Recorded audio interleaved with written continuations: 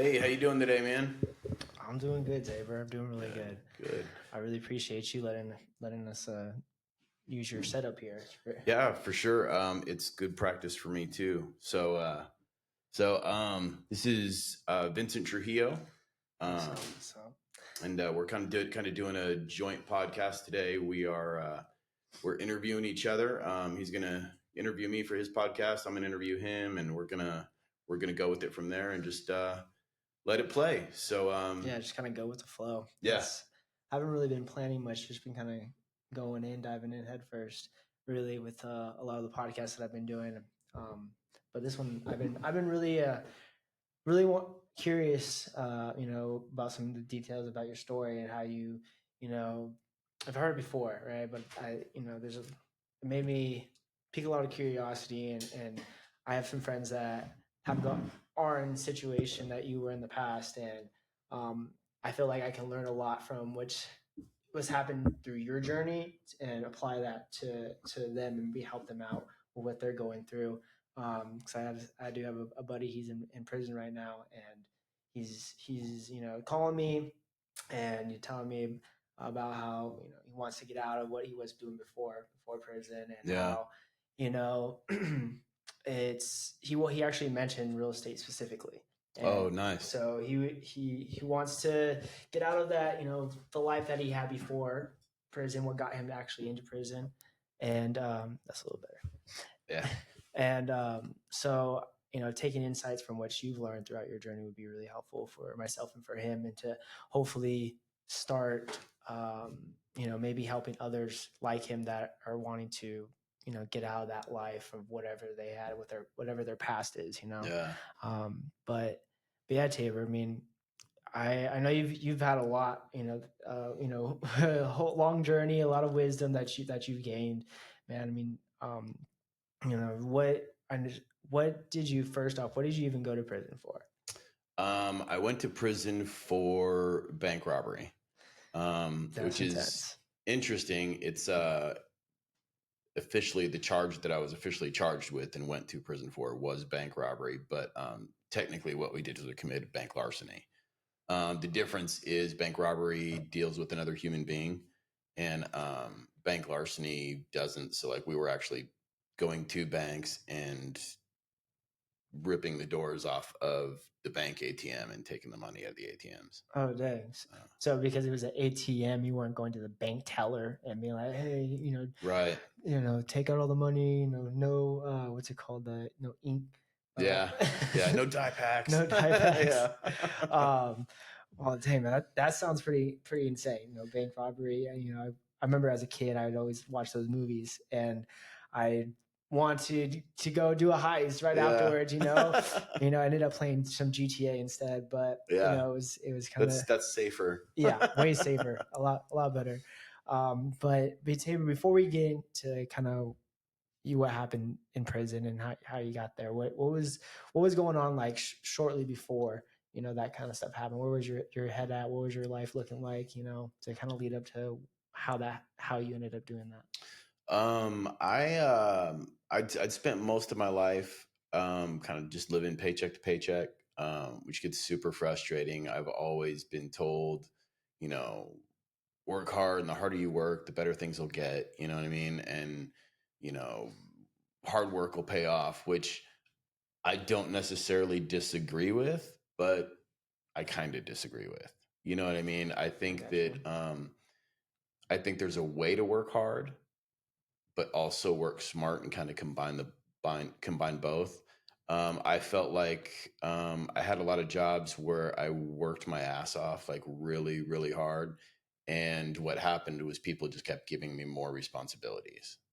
But it wasn't more money. You know what I mean? Yeah. Sometimes it was a title, but it wasn't necessarily more money. And it was a lot more responsibilities. And I just did it because if you work hard, it'll pay off, That's what they told you to do. Right. Exactly. So And it never really worked out that way. But I don't want to say, because I would never encourage anybody not to work hard. mhm. You know what I mean? Because even when you change how you work and what you expect for yourself, you know what I mean? Like when you start to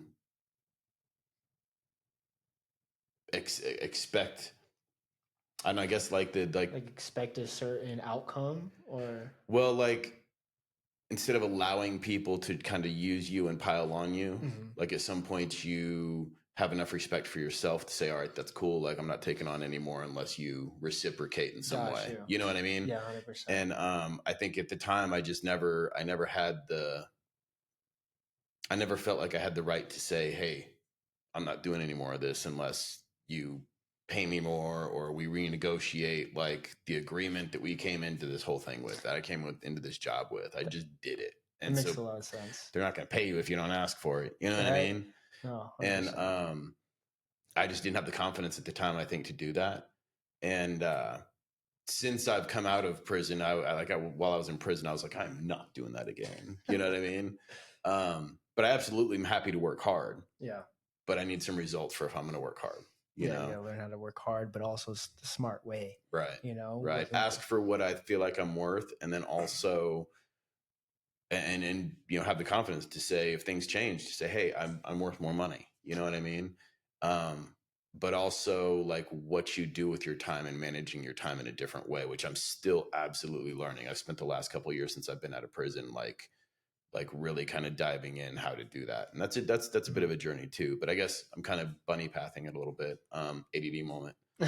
But I guess to go back to what you originally asked, I was just having a hard time living paycheck to paycheck. Me and the girlfriend I had at the time, um, we were paycheck to paycheck, and then it was during the Obama administration, and he had we had to.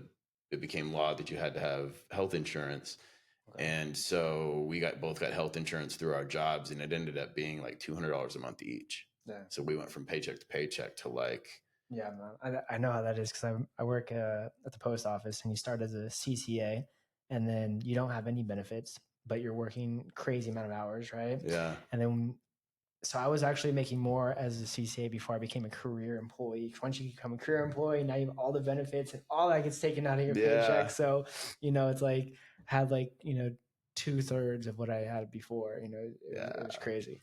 But yeah, and that's kind of what happened. And so, and regardless of how you feel about politics, I don't want to be political, because that doesn't really matter. I'm just explaining like how that affected me personally at the time, yeah, and so we went from paycheck to paycheck to like minus $400 a month, that's and it was crazy. just kind of like, oh my god. It's a lot.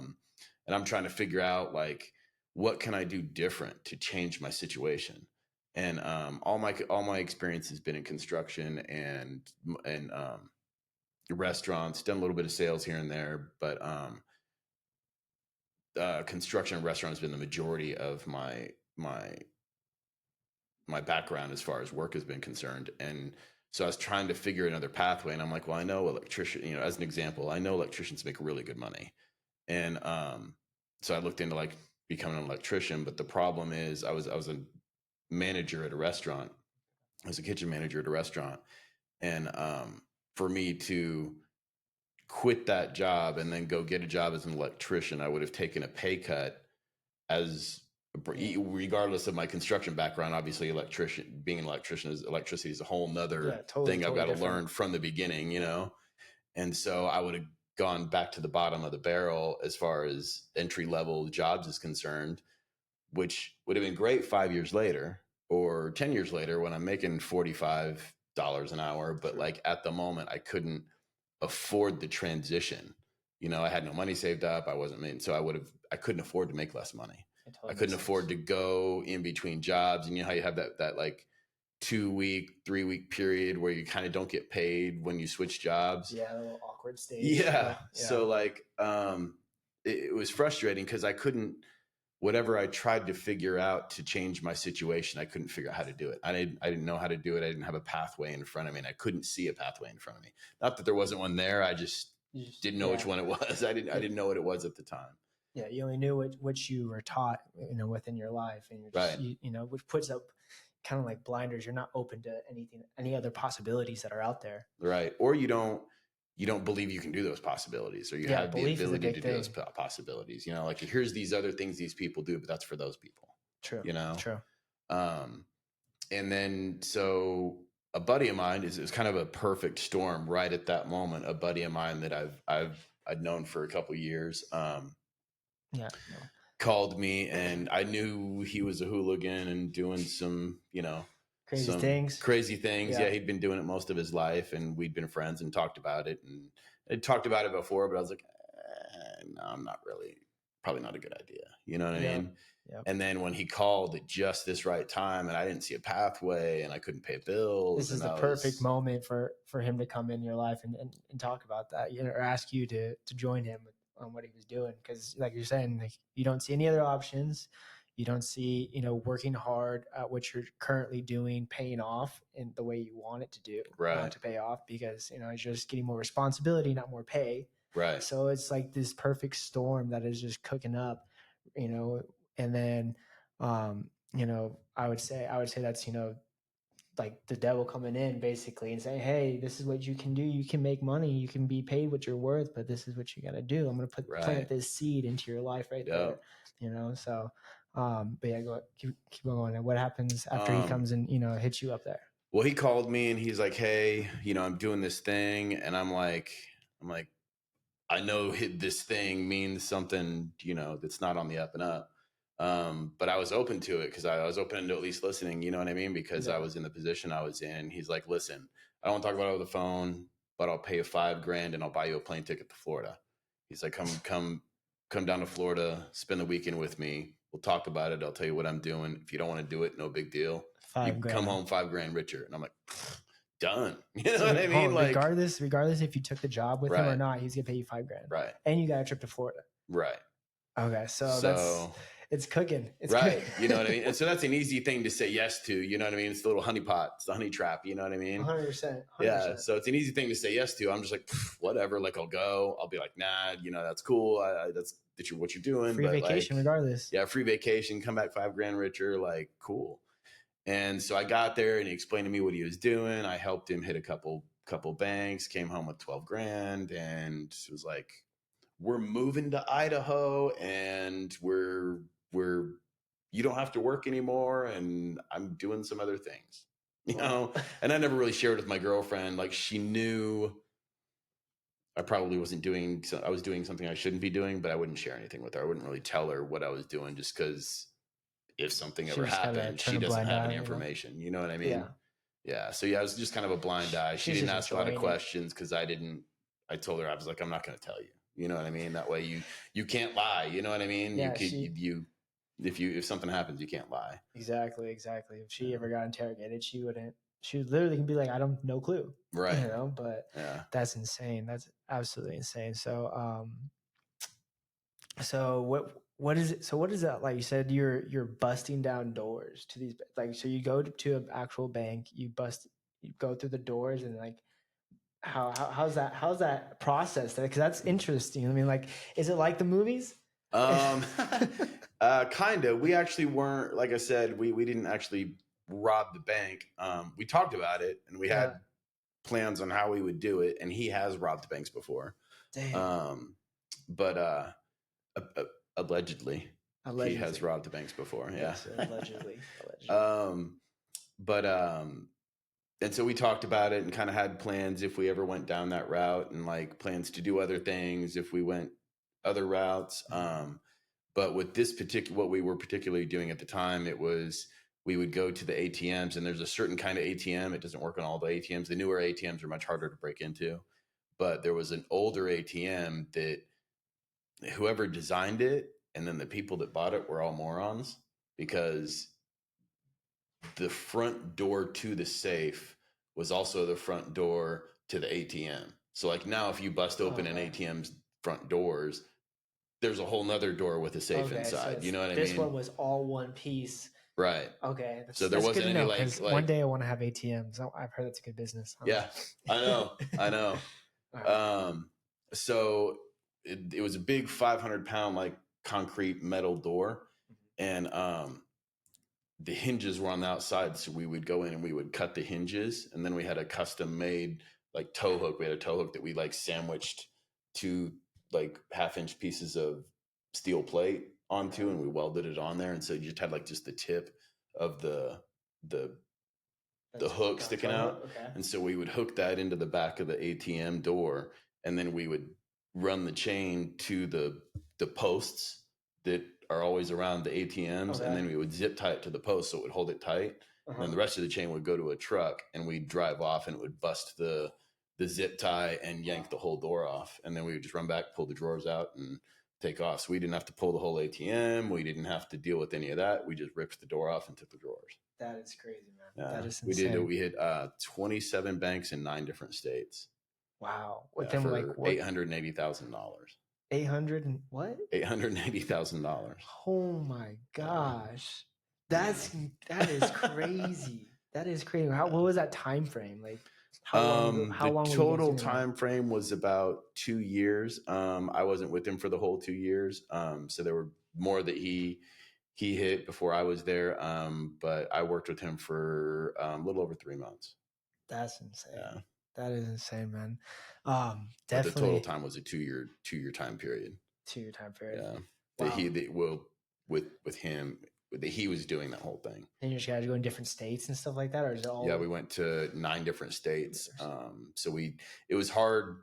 Like the FBI, we got caught because we got lazy and made a bad decision about using your own phones that the whole entire world, including like 5-year-olds who watch like TV, no, you shouldn't use your own phone.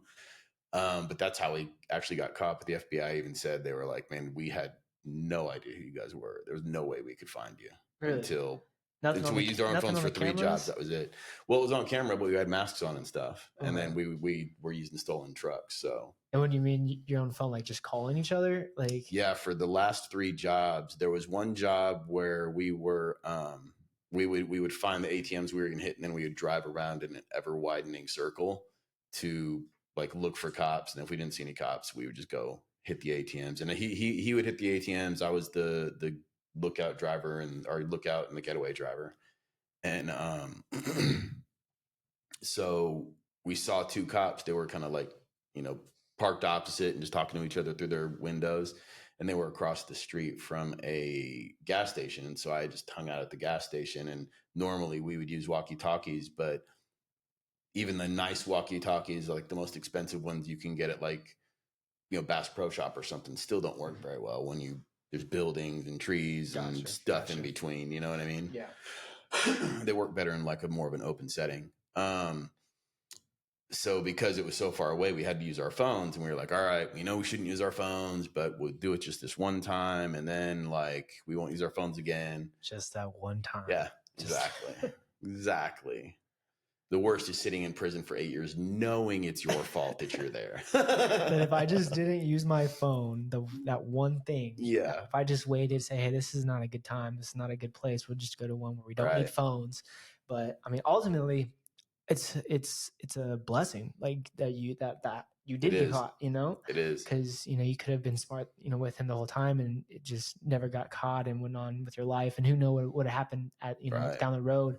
But you did get caught, and it took you down the road that you are going down currently. And you've probably met so many more amazing people, and learned so many things because of that one mistake. But you obviously learned from that, but you've been able to do a lot more, which so I would definitely see you guys getting caught as a big blessing in your life for sure. Yeah, absolutely. I would too. Like, and then there's a statement in a movie that I will never forget.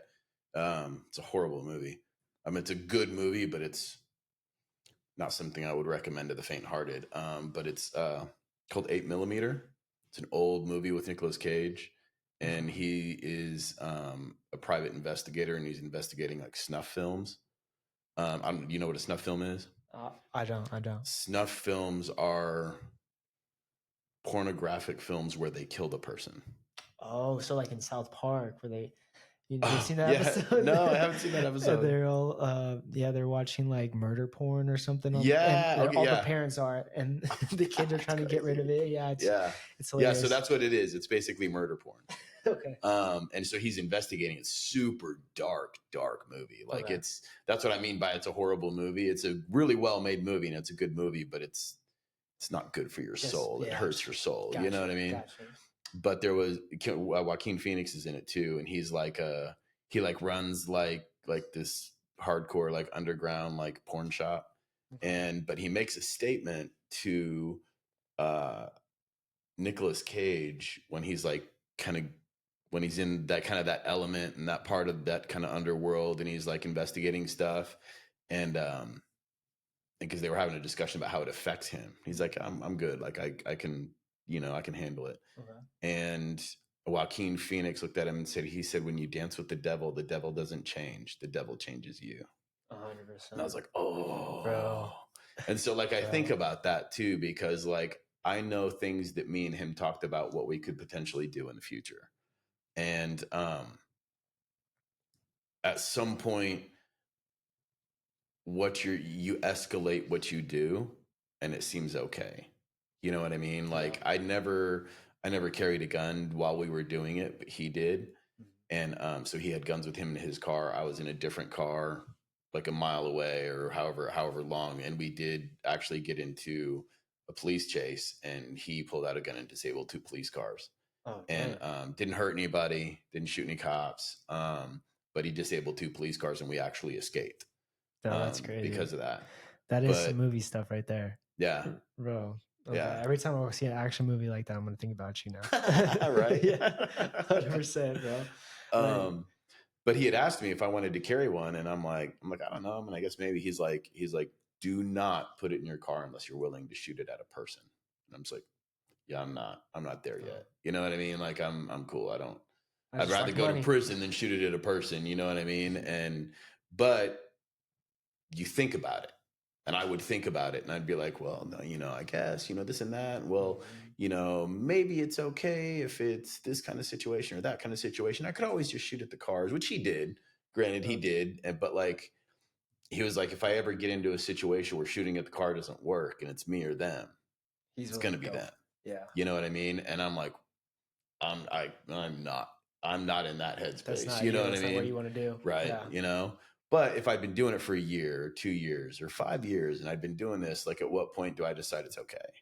You know what I mean? 100%. When you dance with the devil doesn't change, the devil changes you. So at some point it would have been, well, they're just cops. They sign up for this. You know what I mean? Yeah, Or that perspective would have changed at one point, right. And you don't know what you would be willing to do with that at right. that point. Then. You know what I mean? Yeah. How would I justify it that they're just cops, quote unquote? You know what I mean? Like 100%. Then, they signed up for the risk, and so somehow at some point I would probably have gone down the path of justifying it to myself. Yeah, Something like that was okay. Like the news, like police brutality, and then you're like, well, all police are that one way, and had that mindset at one point, and then you can just who cares, So yeah, total big blessing that you did get caught. You didn't stay in it longer, and for who knows how long, how much longer, causing who knows how much damage. But thankfully, it was all you did was take the money. Still big no. Yeah. But it took, like I said again, it took you down this path, on this journey that you've gone on. So yeah, I mean, you guys use your phone. You guys got caught this time. Yeah, they caught us because we used our phones for 3 jobs. And so what they do is they pull up the tower closest to the crime. Mm-hmm. They pull up every tower, every crime, and they cross-reference all the phone numbers. Well, all the other towers had never had phone numbers on them because we weren't using phones.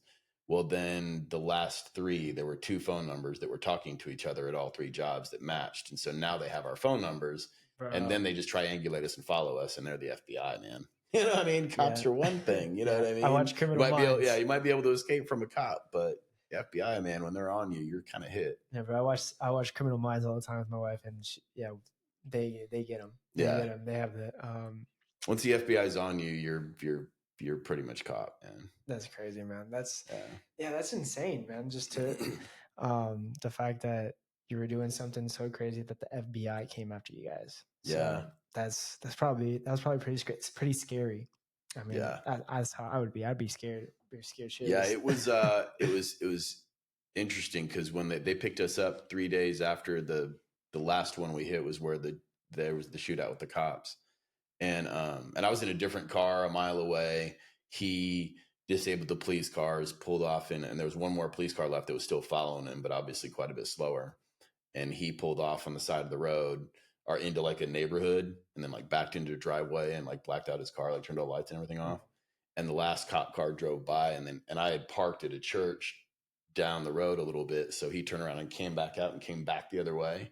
And then I got behind him, and it was a 2-lane road, and we literally drove right past the cop that he had already disabled. His dude, like on a 2-lane road, and the cop didn't even see us. He's like looking at his own car. We drove right past him and went out the other way. So they're all calling for help and backup going the other way, and we went out the other side of town. So we pulled into a place and left the truck that we'd stolen and threw everything in the car I was in, or the expedition I was in, and escaped. But 3 days later, man, FBI picked us up. FBI SWAT team at our hotel, and I see my buddy. I'm waiting for like our deposit back, and I'm looking out the lobby, the front door of the lobby, and somebody's got my buddy on the ground. You know what I mean? And I'm like, oh, it's fucked up. You know what I mean? So I was gonna go out there and like help him, and then I see like an AR-15, and I'm like, oh, you're like, wait a minute. Wait a minute. So I backed up, and I'm not even looking behind me. Like I backed up and grabbed my backpack and I put it over my shoulder.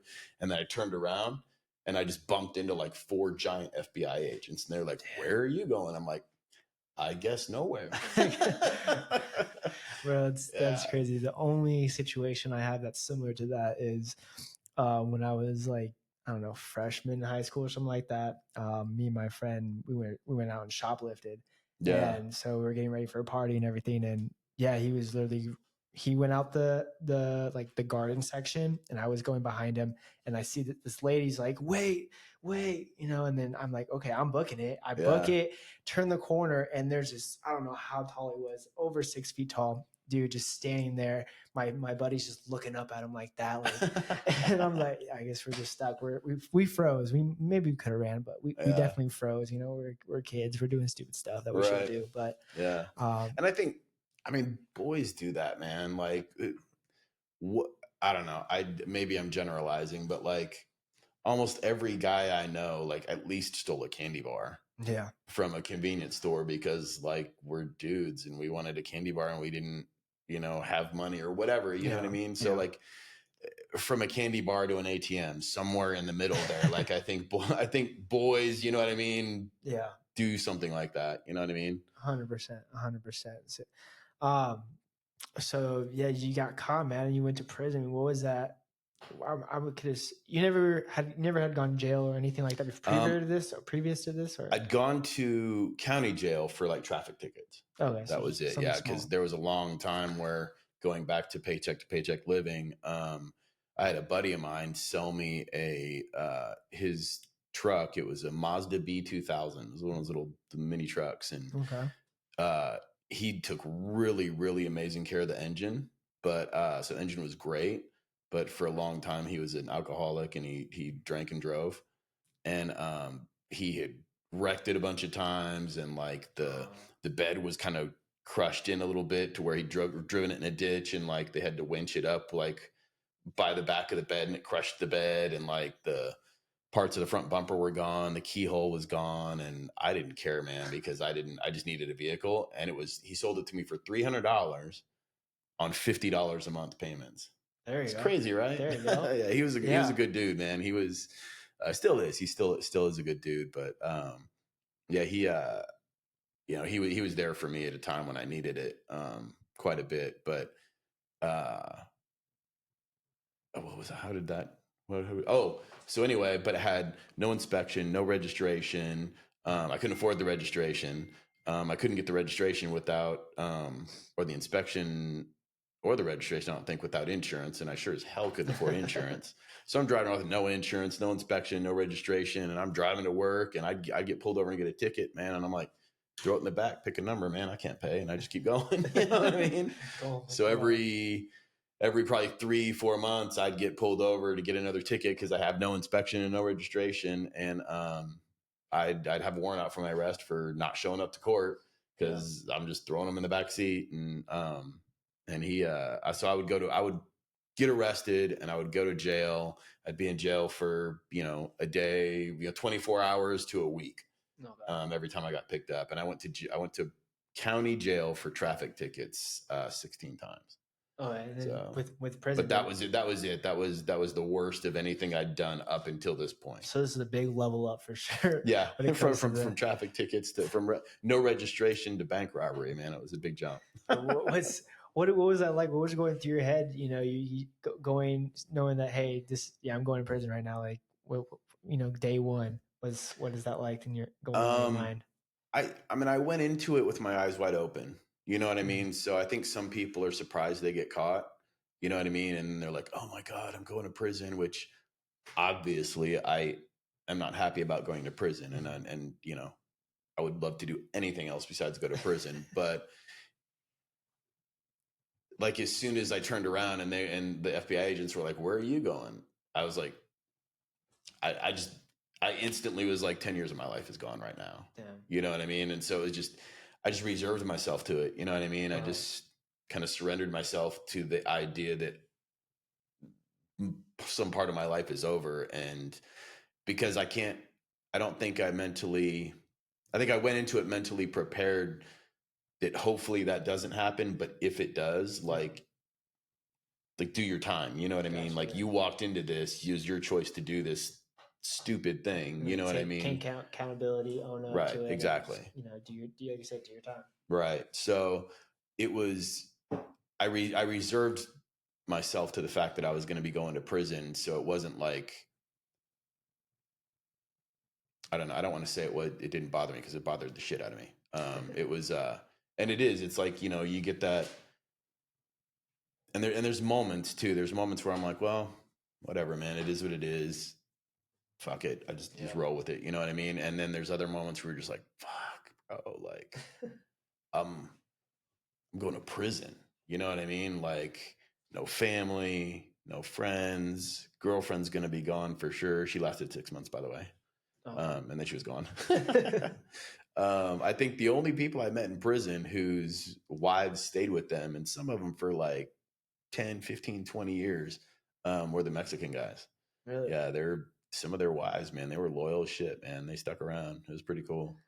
But I know yeah, you can't tell, that's but about it. I think everybody else, and it's very racial in prison. You know what I yeah. mean? It's very self segregated, Gotcha. Gotcha. because the different races segregate themselves. Not like we don't we communicate with each other and talk to each other, play basketball, you know, make friends in different races and stuff. Mhm. But if anything bad happens or something like that, you Yeah. definitely are with your race. Everyone has their own clique and Yeah, everything. yeah, for sure, for Got you, sure. man. But yeah, it was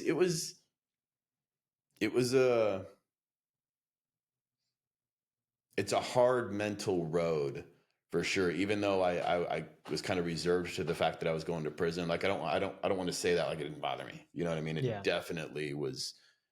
It was a hard road to walk down because there's a lot of mental work you have to do, and a little bit of a mental roller coaster, especially in the beginning, Mhm. of like with me anyway, because you know some people are probably really freaked out. Some people who've been to prison a bunch of times probably just like, whatever. Mhm. You know what I mean? With me, it was a little bit of whatever, not because I've been to prison a whole lot, but because I'd already kind of mentally prepared myself for that this might happen. Yeah.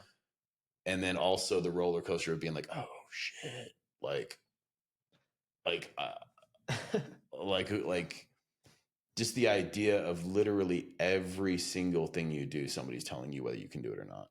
Like all of your freedom is completely gone, you know, and it's a really, really weird feeling. And it's definitely a huge adjustment. I feel that, man.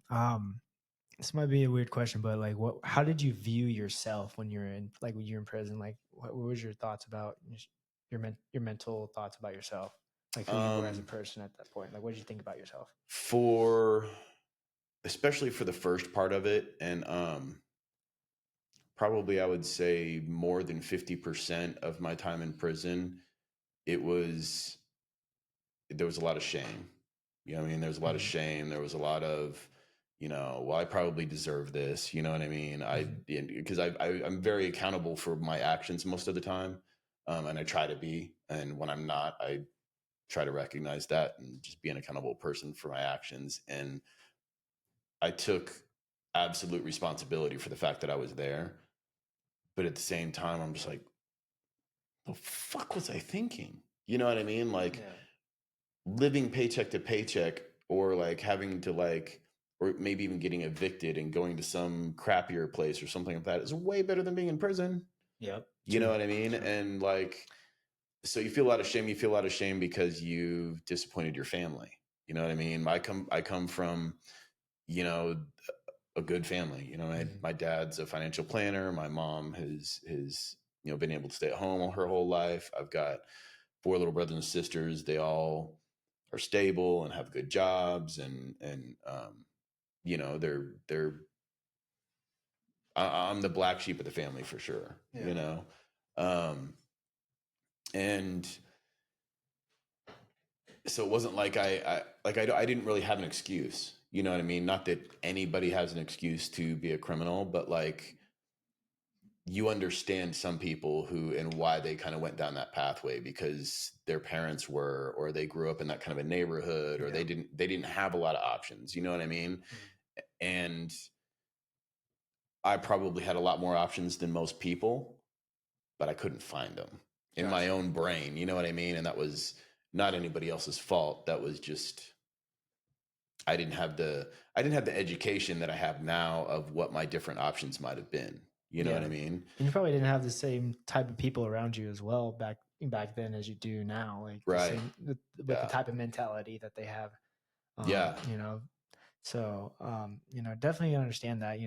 Working on my own mental blocks myself, and yeah, I try to solve a lot of it on my own, but I'm learning more that I do need to reach out to other people that might have gone through similar things, or in the places that I want to be, or doing the things I want to do. That way I can learn from them, learn from their experience. And that's one of the reasons why I want to talk to you, is just because you've gone through so much. And learning that you went to prison, kind of, not that I've gone to prison, but like that rebellious kid in me back then, always doing crazy stuff. I just never got caught for the crazy stuff I did, really. Yeah. So I definitely feel like we connect on that part there. And so definitely makes me more comfortable speaking with you, and just learning where your head was at, and how you got through that kind of stuff. So from feeling shame, from feeling shame, and just like, what the fuck did I do? How did I get here? What did you do throughout prison to, if that mental shift happened, then like what did you do to go from that to just kind of moving on and start improving yourself, rather than just, you know Uh, sitting there and, I don't know, rotting. yeah. Yeah. Well, I was very blessed to have a mother who, my whole family, most of my family was pretty supportive. My, my, my dad, you know, made sure I had enough money to eat commissary, which is always a blessing. You know what I mean? But my mom was very, I mean, always had any book I wanted, any book I thought about, any book she thought might help me. She was always sending me, and I read. I mean, I can't even imagine how many books I read. I started to write a list, and then I would forget to keep track of it, and then later on, I'd be like, "Oh, what books did I read?" You know what I Man, mean? moms are the best, aren't Yeah, they? They're the best. yeah, Yeah. yeah, for sure. Yeah. And a lot of them were fiction. And then as I was in prison longer, like you know, you start to reevaluate and you know, regard. I don't care what anybody's religion is, or lack of religion, or what their beliefs are, spiritually, or you know, with the universe or whatever. But personally, I'm a Christian, and I have a relationship with God. And obviously, my relationship with God wasn't in a very good place when I decided to rob banks. I hear you. Um, but it gives you a lot of time to reevaluate yourself and think about things. And you know, being a Christian, of course, it you know, I fell back on my faith a little bit, and just tried to build my relationship with God, and put my relationship with God in a place where I felt like, you know, it was comforting to me. You know Mhm. what I mean? Yeah. It was a source of strength, or at least comfort. You know what I mean? And so I did a lot of praying, lots and lots of praying, and my prayers, you know, a lot of my prayers were, you know, selfish prayers, of course, and especially in the beginning, it was just like, you know, God, why couldn't something have happened better in my life? Why couldn't you have helped me in my life before I decided to go rob banks so I wouldn't have to go rob banks? You know what I mean?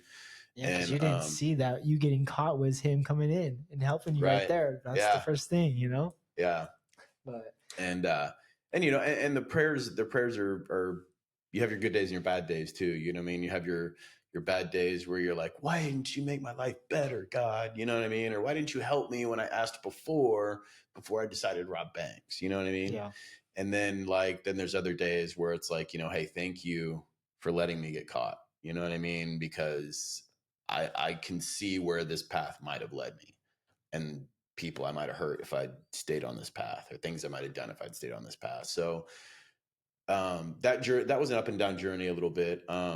But and that always kind of got better. And um, you also learn. I was already I'd gone to. I think everybody on the planet should go to counseling because I think we're all fucked up. Um, so I think every person on the planet should go to counseling. I'm a firm believer in counseling. But I'd gone to counseling prior to going to prison, and I'd learned quite a bit about who I was, and I have ADD and kind of how to manage that and things like that. So I was already kind of down the pathway of improvement before I decided to rob banks. How you go down the pathway of improvement, then like decide to rob banks, I'm not exactly sure, it was except just for a that big perfect detour. storm. Yeah, right. Yeah, You're just going down with your life, and then all of a sudden you see, they show you rainbow and sunshine. You're right. like, hey, come down this way, but it's all fake. Yep, it So is. it It's was all all. fake. It's all fake. Um, but so I was already kind of headed that direction. But like I've when I was younger, I was very angry. I've always kind of resorted to violence and anger when like growing up, like especially in my 20s, my early 30s. Um, every once in a while it peeks its head out now, you know what I mean? The anger does, not so much the violence anymore. Um, but if I had gone to prison in my 20s, I probably never would have gotten out. I would either be Really. doing life because I'd have killed somebody, or I'd be dead because somebody bigger, badder, and better would have killed me. So yeah, Um, that's because you're angry at yeah, that time.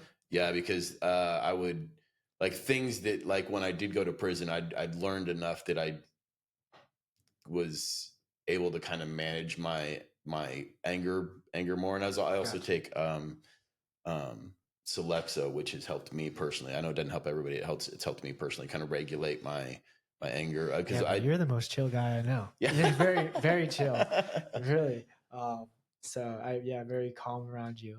Just that calm presence. So yeah, you're a yeah very chill guy. I would never imagine that you have anger problems at all or really ever had. Yeah, yeah yeah that's funny. I've heard that lately a lot. So I like that. That's encouraging. That's means I'm growing. yeah, 100%, hundred Yeah, percent, bro. Like you're very welcoming, very I feel safe around you. Like gone. This is your new home, and that we're in recording this. Like you invited me over, and I just willingly came over. And you can be serial killer, and I don't even know it, right? No, right. but you're a really amazing person. So Well, I so appreciate that very much. yeah, Thank you.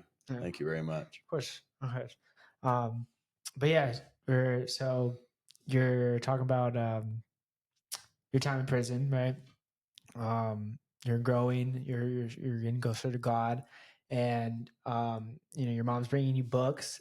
So I know that at one point you started kind of peeking into going into real estate, learning about that as well, right? I did the last couple years I was in prison. I spent a lot of time before that. Probably, well, most of the time I was reading a lot of self help books and like mindset books and some business books and like history books. I like history too. Okay. But I mean, I love to read, and with the amount of time I had, of course, I read tons of books. Um, but the mindset kind of started to change. Going kind of what I was saying before, like you're forced into a situation where you're surrounded by people that you probably don't read. Me personally, that I personally didn't relate to for the most part. I wasn't a lifelong criminal. Mhm. I wasn't an addict of any sort. I didn't have any substance abuse problems that led Uh-huh. me into this situation or that I could relate to other people with. So the majority of the people I was there with, I couldn't really relate to. And I still become friends with them and we talk, and it's also a learning process on that aspect too, because I learn a little bit about their lives and what they've been through and the things they go through from a personal one-on-one basis with people that I normally probably wouldn't talk to or That would be spend time interesting. with. That would be really interesting to talk to them Yeah. just one on one like that. Yeah, for sure. For sure. And a lot of them, like you were saying, your friend feels, a lot of them, they're tired, man. They've been doing it for X amount of time, and they're I wouldn't say a lot of them, but a decent amount of them want to do something different. You know what I mean? They don't, but they're in the same situation. They don't see a pathway out of it either. You know what I mean? Mm-hmm. And then, a larger portion of them, this is what they do. You know what I mean? They're criminals. They're in prison trying to figure out how to be better criminals, and they get out or they're in prison, you know, doing drugs and just living high and Career trying to get through criminal. prison. Right. Yeah. But when you find those people that aren't, you kind of like you kind of migrate together. You know what I mean? So Yeah. you find other people that want to do better and want to, and you guys kind of can talk to each other about things and kind of you build those relationships with those kind of people. That's really cool. But uh I started getting into real estate books. I don't know what got me into the real estate books. I mean, because I've always done construction, and I think I was talking to somebody about,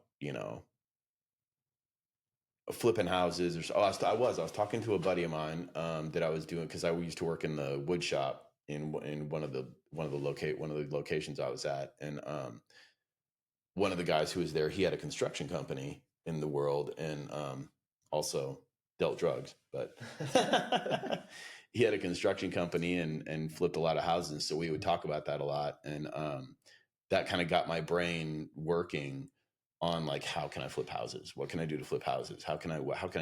And then, so I kind of got a book about house flipping and a book about like estimating. And then, that led into you read things in those books that lead into other aspects of real estate. So then I just started like spreading out, learning about taxes and how real estate affects your taxes and like all the benefits you get being a real estate investor. And then I learned the difference between, you know, uh, how you get taxed off of flipping houses and how you get taxed off of owning houses that you're renting out, and started to learn the differences with those. And then it was just super interesting. And then it was just something that I was like, oh, wow, this is cool. You know what I mean? So the last 2 years I was in prison, I just read as many real estate books as I could. Wow. And, to me, I also learned how to tattoo in prison. So to me, what I was, I'm gonna need one. I'm gonna need one before I go. yeah, right on. So to me, the path, I now I could see a pathway. You know what I mean? I didn't know exactly how it looked, but I had a pretty good general idea of a pathway to something better. So like I could get out and I could get whatever job I got, but then I would tattoo on the side. And as I built my clientele list, tattooing would become my main job and I could quit my other job. But what I would do is I would have both jobs for a while and just stack up my regular job money while I'm paying bills with my tattoos, and then, or vice versa, whichever one. And then take that money and buy a house and flip it or put it into real estate somehow was the plan. Okay. When I got out of prison, but at least it was a pathway. It wasn't getting out of prison being like, oh my God, I've got to go get a job at McDonald's. How am I going to do this? You know what I mean? There was something that looked like a future when I got out in my brain. That's really cool, man. Yeah. That's really cool. Yeah, I'm doing. I have my main job right now, and then I'm thinking I'm going to do a lot of reselling, a lot of flipping, just like things you buy at like a discount store, or thrift shops. Okay, yeah. Build up cash that way, and we're going to get a mobile home, and then just kind of travel around, go down to Oklahoma, where her sister is, and where she has a bunch of land. We're just gonna chill out there and kind of, live life, save up some money from not having to pay as much rent and all that good stuff. But yeah, just having like different options and knowing, there's other things than just what you're doing before, and just be open-minded to different things and be willing to be curious. For sure. If you're curious, you will lead you down different paths, and maybe it wasn't right. This one path wasn't right, but maybe the next one is. And you just gotta be willing to keep on trying and keep doing different things. So I'm glad you found something that opened your mind to different possibilities that are out there. Right, for Because, you sure. know, if you didn't, you don't know, who knows what you'd be doing now. Yeah. Still Yeah. having the If I same. hadn't found real estate and gotten excited about real estate, like I'd still probably just be a construction worker and I'd be pissed off. You know what I mean? Because I couldn't see. I even said that in prison, prior to kind of formulating some kind of a plan around real estate. Like I would talk to my friends and I'd be like, you know, like I can't live my life like this. The way I was living it that led me to robbing banks. Like I can't do this the rest of my life. What am I going to do? I'm going to be living in a house that's paid for by the government, you know, in an apartment, some crappy apartment complex somewhere, paid for by the government, in an apartment complex next to crackheads and crack dealers, somebody making meth in the apartment next door with some bed bugs, and like and my walker, walking like a mile and a half to Safeway and trying to walk back in my walker when I'm, you know, 65 because I'm all beat up because I did construction most of my life and now the government's taking care of me and it's a really crappy place to live. Like that's what my future was in my brain. Gotcha. So robbing banks seemed a lot better than that. You know what I mean? I And mean, shoot, when you're obviously it making was, 800 grand, yeah. yeah. um, so like, obviously it wasn't a good idea, but like, even like before I found the real estate, like really kind of got into real estate and started learning about real estate when I was in prison, like I think I even told my mom and she just looked at me like I was insane, which I get is understandable. But like, to me, it just, like I'm not going to do it again. I'm not going to get out of prison. And I've lived the last, you know, I'm going to guess I was, you know, not, you know, I was living with my parents till I was 18, but like, you know, from 18 to 39, like uh, I've spent all that time working my ass off, Yeah. for nothing, you know, and I'm not going to do it again. Even when I get out of prison, I'm going to give myself 5 years. I'm going to give myself till I get off probation to figure something out. That's awesome. And if it doesn't work out, I know how to rob banks. You know what I mean? Like if I'm going to live off the government, you know, government cheese, I may as well do it in prison.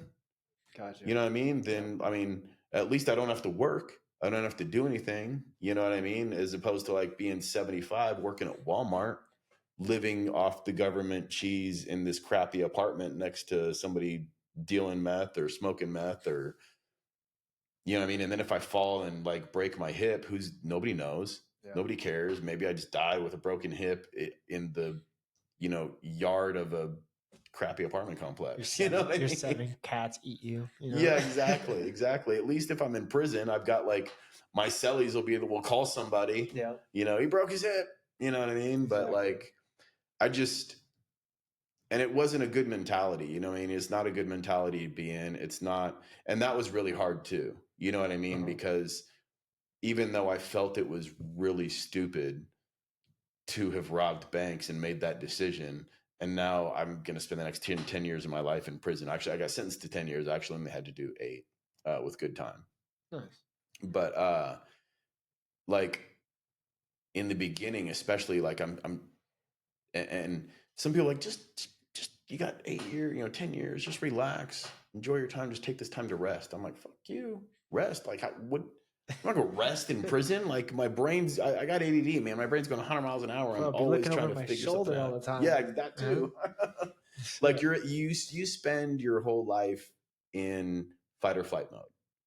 Even if you're like just hanging out, chilling out, talking to somebody, like you're the whole 8 years I was in prison, you're in fight or flight mode. Because if I'm enjoying myself and having a good time, and it's not like you're always like on alert, but you're kind of always on alert because your buddy around the corner could get into a fight with somebody. And if it's somebody from another race, like that's a huge no. And now like instantly, like it could go from like we're hanging out having a conversation to like we're fighting. So like you have to like, you just live your life kind of in that position of always being ready. You know what I mean? Yeah. And that's tough. That's tough to use. It's tough to, when you get out, it's tough to kind of, yeah, it's tough to realize you don't have to be that way anymore. Yeah. Yeah. adapt to what your new environment is, you know. Right. So yeah, definitely. And that's another reason why you hear so many people that get out of prison, you know, kind of just go back into what they were doing before, is because it's Hmm. just that's what felt natural to them. And like you said, they don't see any other way to, you know, live, you know. Right. So it just um puts them back into that cycle. So Well, and it's also hard, I think, from, talking to a lot of people that I talk to in prison, like it's it's hard to go from making 10 grand a week and then you go to prison and you get out and you're trying to do the right thing, but you have no skill set. Your skill yeah, set, like maybe you could go into sales, because you have that, probably a good sales mindset. You might, something like that maybe, but then a lot of salespeople aren't going to hire you because you're a felon. yeah, You know what I mean? Or like different, you don't know what to do. I talked to one guy, he's like, man, I'm 35 years old. I've never had a real job. mm, Like, what am I going to do when I get out, go to work at McDonald's? I have zero skill set. You know what I mean? Then you mm, get, then, they go to work at McDonald's and they're trying to do the right things. They don't want to go to prison again. And like, they're on probation and, they're living with their mom and they're making $200 a week. You know what I mean? And it's hard. they're paying probation and they're, if they have some kind of a drug history, they're paying for drug tests and like, then they're showing up, they're showing up to your work, they're showing up to your house. Like I didn't have to go through that because I didn't have a substance abuse issue. So like I didn't I was blessed enough I didn't have to deal with, Yeah. drug. I had to take 3 drug tests my first year and that was it. Um, and then like I've been put on minimal probation, so I've been blessed that I haven't had to deal with a lot of that. But a lot of guys who have a long criminal history, who have addiction problems, like that's something they have to deal with Mhm. on a regular basis. So you're dealing with that. You're dealing with working at a job that doesn't pay you any money. You're dealing with living with mom and dad, making $200 a week after taxes and paying for probation stuff. And maybe you're paying for an ankle monitor. And like, what are you supposed to do? That's super discouraging. Damn. You know The what I buck mean? 50 Like, left. yeah, you know what I mean? And Yeah. and so like, and then if you have kids and you got child support, like that now you're taking more out of my paycheck. Like, how do I get from here to anything better when I have some still skill sets? You know what I mean? I had jobs my whole life and I worked hard my whole life and I still didn't see a pathway to anything better. So if I'm 35 years old and I have no skill set because I've never had a real job, like I can understand how somebody in that position is like, man, fuck this, man. I'm going back to doing what I was doing. Yeah. You know what I mean? So Yeah. and it was a blessing getting to a point where I can see where I was able to talk to people who were in that position. Because prior to that, there was a lot of me that was just like, they're criminals, bro. Like, screw them. You know what I mean? They're Yeah. selling drugs to kids. You know what I mean? And like, but I also looked at myself that way when I got caught. You know what I mean? Like, I broke the law. I should be in prison. You know what I mean? Now, I shouldn't be in prison for the amount of time I was in prison because they charged me with bank robbery instead of bank larceny because it carried more time. Gotcha. So the government's still crooked. They're not always the good guy. You know what I Yeah. mean? Yeah. I mean, not that I was the good guy in this situation at all, but like, the prosecutors are doing nefarious stuff to get what they need to get out of it to make themselves look better because they have a political career or whatever, whatever. Yeah. I don't want to get into all that, but like, I still was like, I don't know. Wait, I lost my train of thought. What was I saying before that? We were talking about how just like you had built, you had something like you had your mind open about, hey, what this is what I'm gonna do outside of prison. This is, and others maybe have that mind frame of I don't have any skill sets. I don't have Right. anything else to go out. When I leave prison, I don't have a skill set to go do. So I'm gonna have to work a job at McDonald's, and then I'm gonna have Right. to pay all these different taxes for, the what you were talking about, the ankle Oh, that's right. I monitor, was I was all talking about the yeah, fact that like I have some kind of a skill set uh-huh, and I couldn't find a pathway. And they don't have any skill set. And like it's understandable. You know what I mean? Oh, that's what I was saying. Prior to going to prison, I I felt like they kind of deserved it. And they do, but they don't. You know what I mean? Like me, I Yeah. deserved to go to prison, but I didn't deserve to go to prison for the amount of time I did because they charged me with a different charge. Well, it's the same way with these guys. Like, Yeah. yes, they committed a crime. Yes, they deserve to go to prison.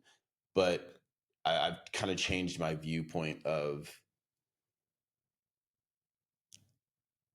there definitely needs to be some prison reform. There needs to be some criminal reform. Like, our prosecutors need to charge people for what they went to prison. And I'm not the only one. A lot of people in prison are there for massive amount of years compared to what they got caught with or what they did, and that's kind of insane. And it's not encouraging. It's not. You're not helping anybody get better. You're not helping anybody get better at life. You know what I Yeah. mean? And so Yeah. part of what I want to do through real estate and everything else, and maybe I'm jumping the gun here a little bit, but like I want to be somebody who is able who can give people those opportunities. You know what I mean? Because Yeah. if you just want to be a criminal, I'm not your guy. Go be a criminal. You know what I mean? But like if you really genuinely are like I'm tired, man. I'm tired of this, but I don't know what to do.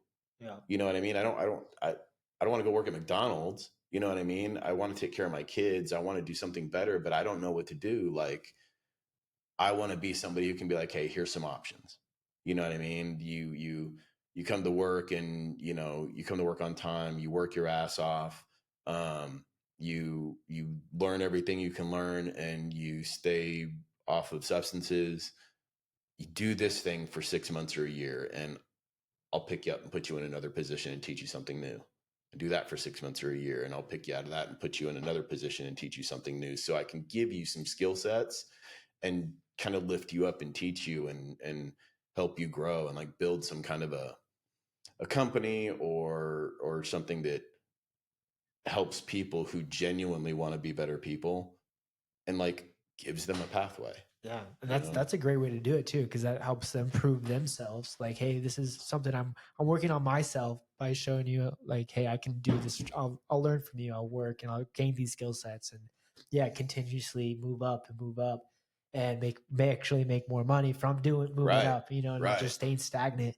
So that's really amazing, and I would love to maybe we have some way we can work together on that too. Or at least I can help my buddy through you in that way as Yeah. well. Because yeah, man, having a different option rather than just going back to what you were doing before is a big, huge blessing and um, a big advantage, right? Yeah. Rather than just going back into your old ways, old cycle, and Yeah. just having it all start again. All that time wasted, or I guess not wasted for some, because like you took your time, read, you got knowledge, you opened your mind to other things, you learned about other people, and Yeah. you figured out, hey, this is not what I want to continue to do. So I think you used your time wisely for sure. Um, but um, but yeah, man, that's honestly really inspiring. I hope people are find you and are watching this and say, hey, that's might be me, or that's someone that I know, and I need help. And feel free to reach out. For sure. To either one of us. And if you want, even if real estate's not the necessarily the thing for you, at least you started something, and maybe you meet some people in the real estate industry that are maybe doing other things that are interest of you. Yeah. um, and that's just something that you build on from a relationship. And you just never know what might come out of something, if you just got to take a chance on yourself. And yeah, just kind of put yourself out there, really.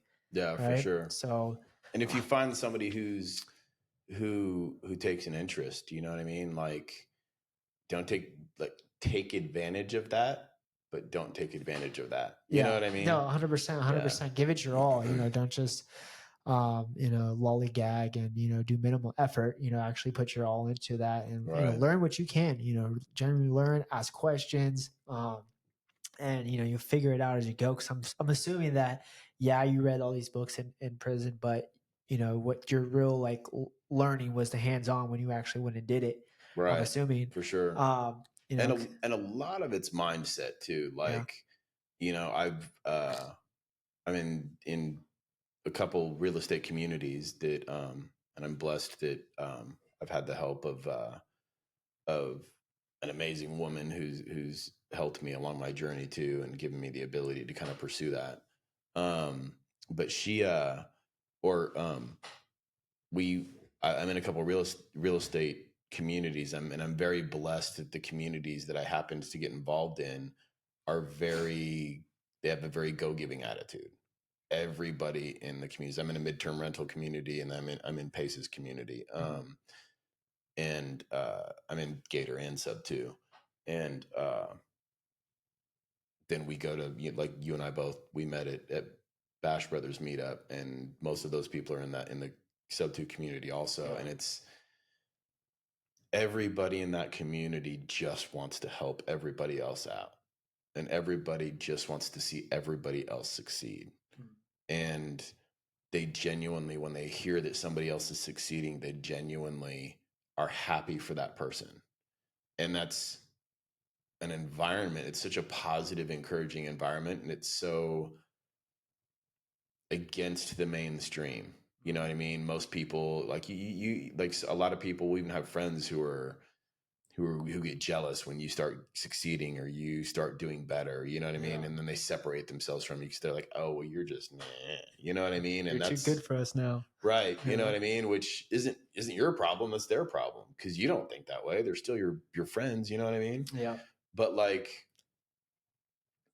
a lot of it was mindset, because and I've been blessed to be around communities that nurtured that journey, that mindset journey. But like, it's tough, not even including prison, just my own mindset of like seeing this pathway, finding this pathway.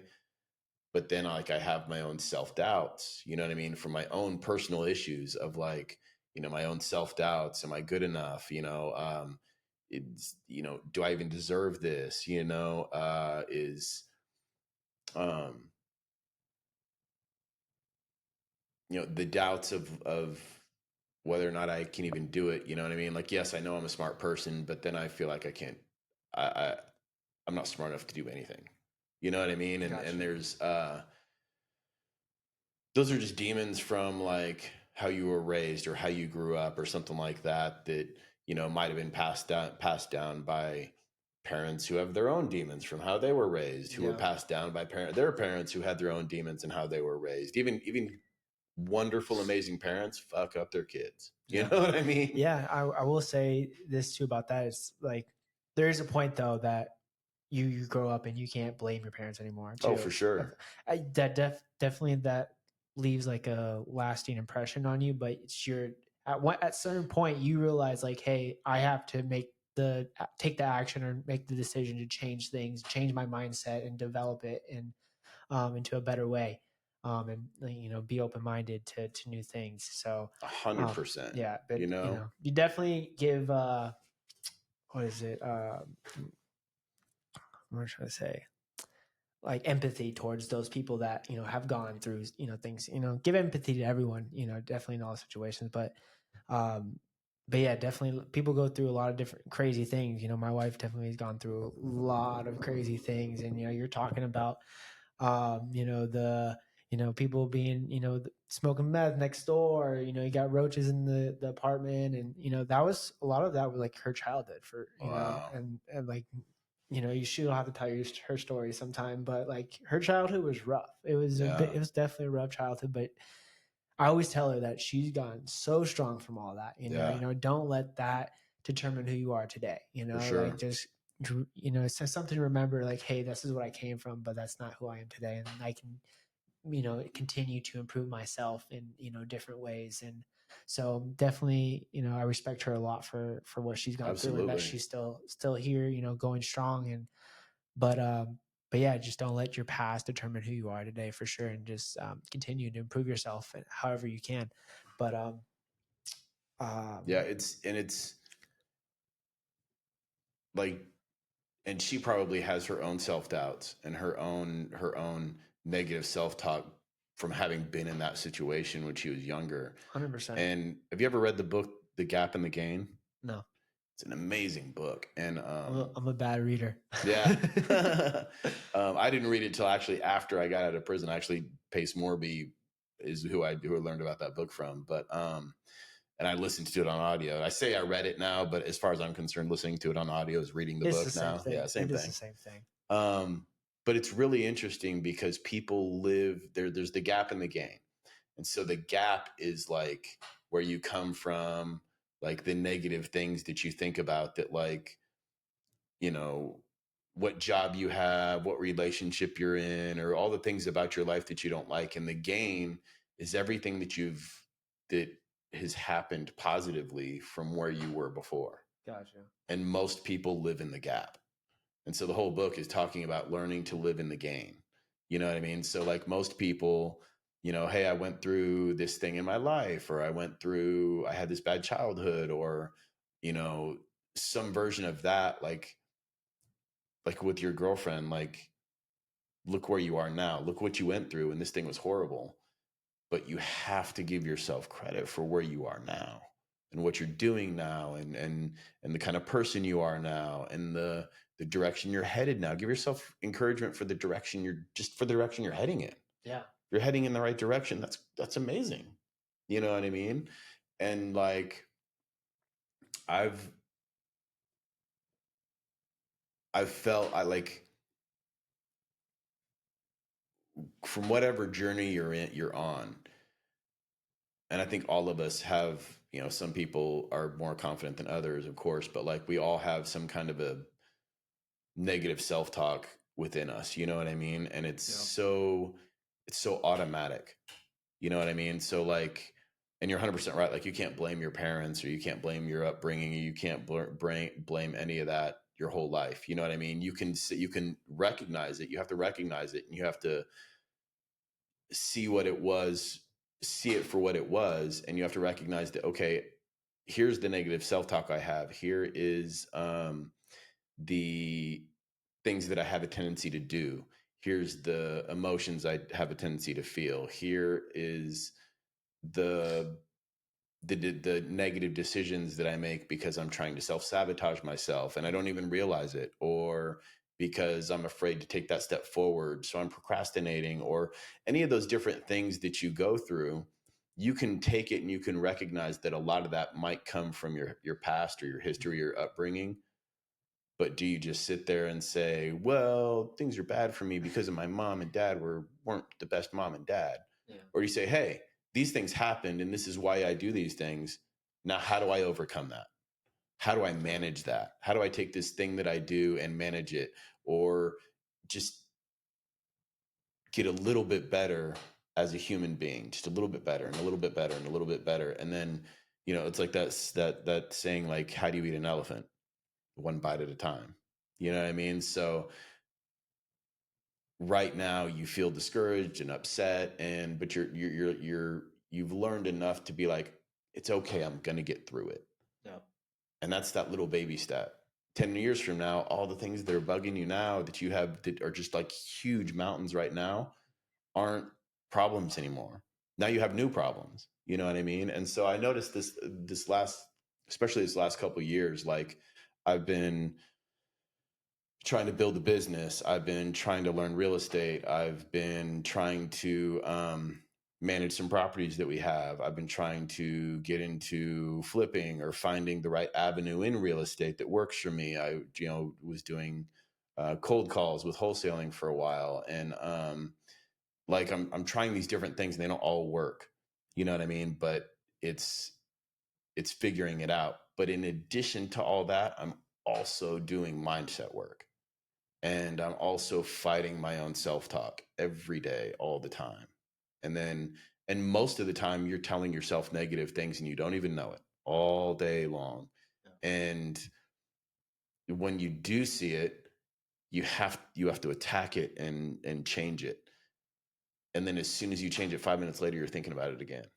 Then you don't even know you're thinking about it again. So like, it's a journey, you know what I mean? And I think one of the best things you can do is get around the right people too. I've been blessed that, as I've been going down this journey, I've been going to Bash Brothers, and I've met other people in the community, and I've started to surround myself with positivity and positive people who are encouraging. So as you make mistakes or as you grow, you have that positive influx of the people around you. Because if I constantly surround myself with people who are negative, or whether it's friends, whether it's family, whether it's, associates, like, even if you're at work, man, choose your friends wisely at work. You know what I mean?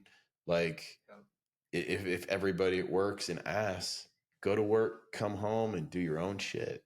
You know what I mean? But like, that's the hardest journey. The mindset journey is the hardest journey. The real estate is a tough journey too. There's so much that you're learning, especially being in a community that teaches you so much. Like, it's like drinking from a fire, trying to take a sip of a fire hose. You know what I mean? Yeah. And then you get so much information. You can take bits and pieces, and you can choose this one and follow this one, and it'll work. You can choose this one and follow this one, and it'll work. But the real estate, you'll learn, especially if you're around people and you keep working at it and keep working at it and keep working at it. The real estate will work out. The real estate, you'll learn. You just have to never quit. 100%. But the mindset's the hardest journey. The real estate's hard, and all those things you're learning are hard, but the mindset of fighting with yourself every day to be like, you know what? You're good, bro. Like, it's good, you know? Have you found like something specifically for yourself that's like helped you with your mindset? 'Cause, like, I know you're talking about being around people. Like, I know when I was younger, my family, I was a sports kid. My family would always encourage me and support me, cheer me on all my games for everything I did. And, you know, I sincerely Wrong pipe. so I sincerely thought I was one of the greatest of all time for every single thing I did because of my family, right? Yeah. And when it came to, a certain age in high school, everything flipped. I'm not the all of a sudden I'm not the greatest anymore. I have to be there's risk involved now, and I have to go more towards being uh, more conservative, and I have to go towards getting a good education, get good job, and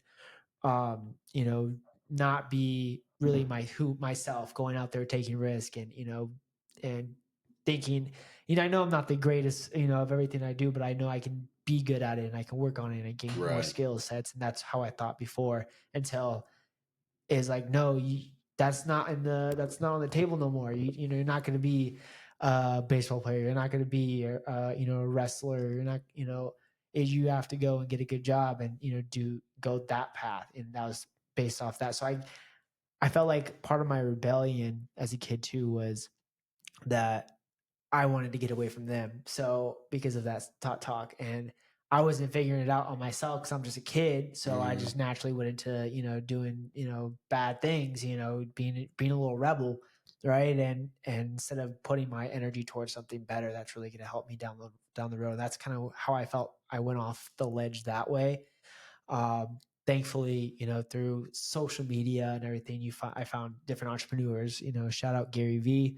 He's amazing. Like, learning from him on social media has been really awesome. But different people like that kind of put me back in that mindset of like, hey, I want to actually do good with my life and not just be some crazy kid. And I did get some, you can call them mentors here and there, and that kind of put me on the right path to be more entrepreneur.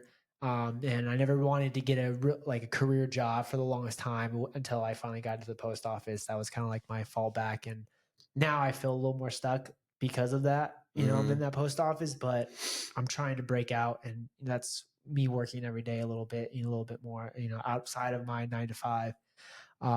But It's the golden handcuffs, man. yeah, Yeah, I mean, yeah, but that's why I'm going. I haven't been there, like I said, in a while, just because I've been working on myself a little bit. But going to the meetups, being around all those people, like I said, just positivity from all of them. right. The community, like they really want to see you win. Yeah. And whatever you do, and if they can help you out in some way, then they definitely will.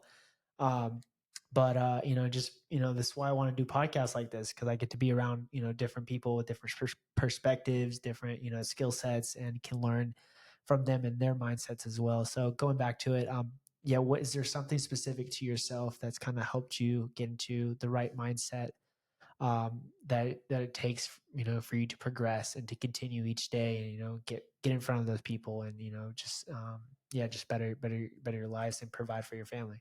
Um, I I think I didn't. I was. I always wanted to be like when I got out of prison. I was like, I want to better myself. I want to do something better for myself so that I can achieve something that takes care of me. Uh, And that's where my brain was as far as becoming a better person, quote unquote. It was mostly finding a way to make some money to take care of myself and becoming a good enough person at something to do that. Um, but then I kept reading more and more books, and then as I got into the community, like I hear, Pace would talk about books that he would mention a book, and then as I would get on social media or YouTube, and I would follow somebody on YouTube or Instagram to pop up with one of those you know encouraging like quotes or something like yeah. that, or a lot of times it's like a snippet of somebody else's podcast, and I'm like, dude, who's that guy? And I'll go listen to that person's podcast, and then you start to see that. I don't know how to explain it. It just dawned on me when I looked back on the last couple of years, and I'm like, man, I was like, I feel like I haven't done anything, but I think different. And it dawned on me that I think different, and that I went from getting out of prison and looking for trying to get good at a certain thing to take care of myself, to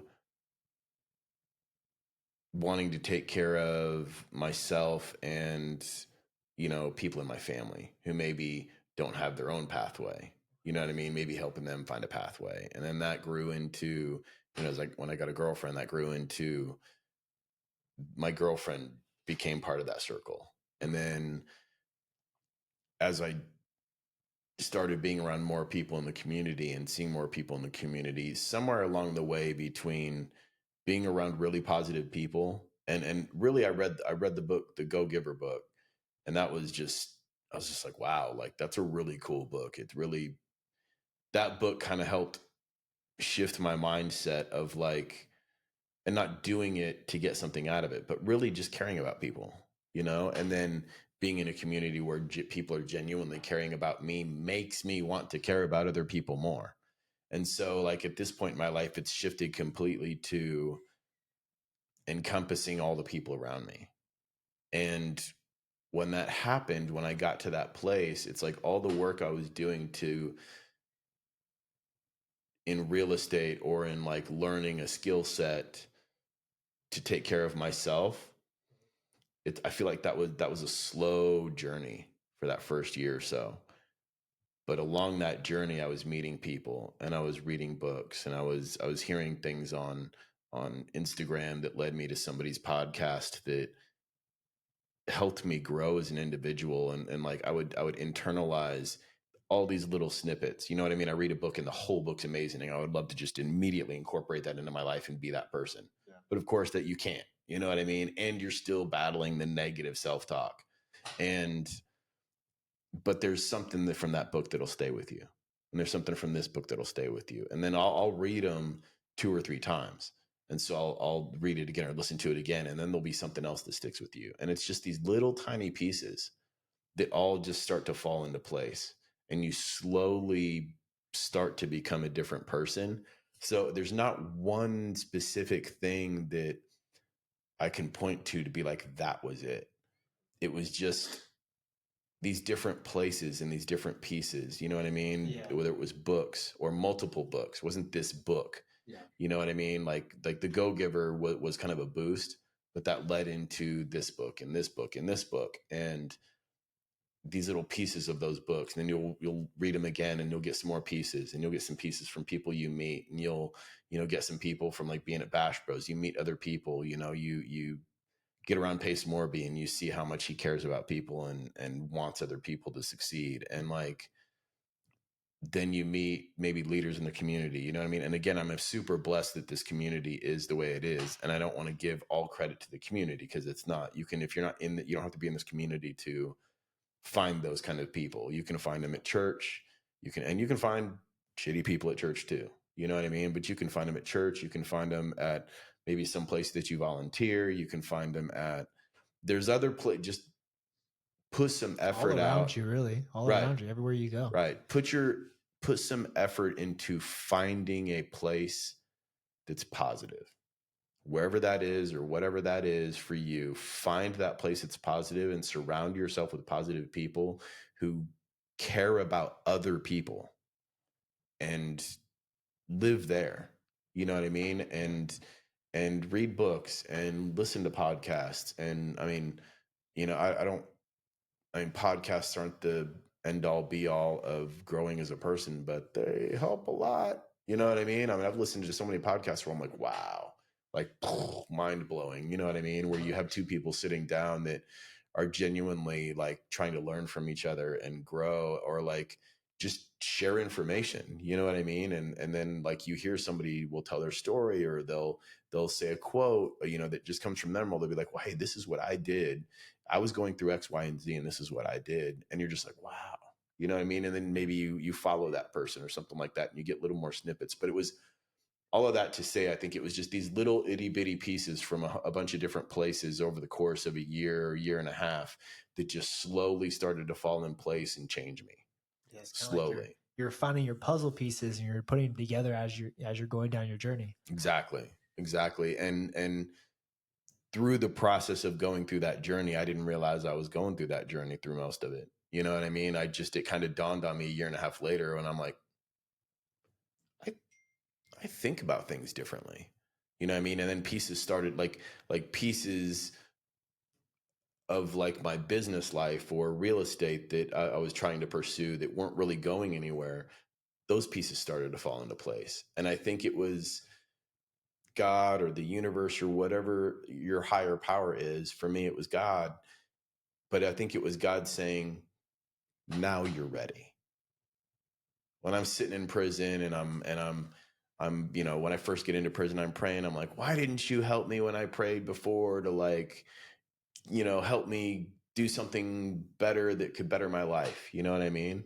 Well, maybe you weren't ready then. Maybe you were an asshole.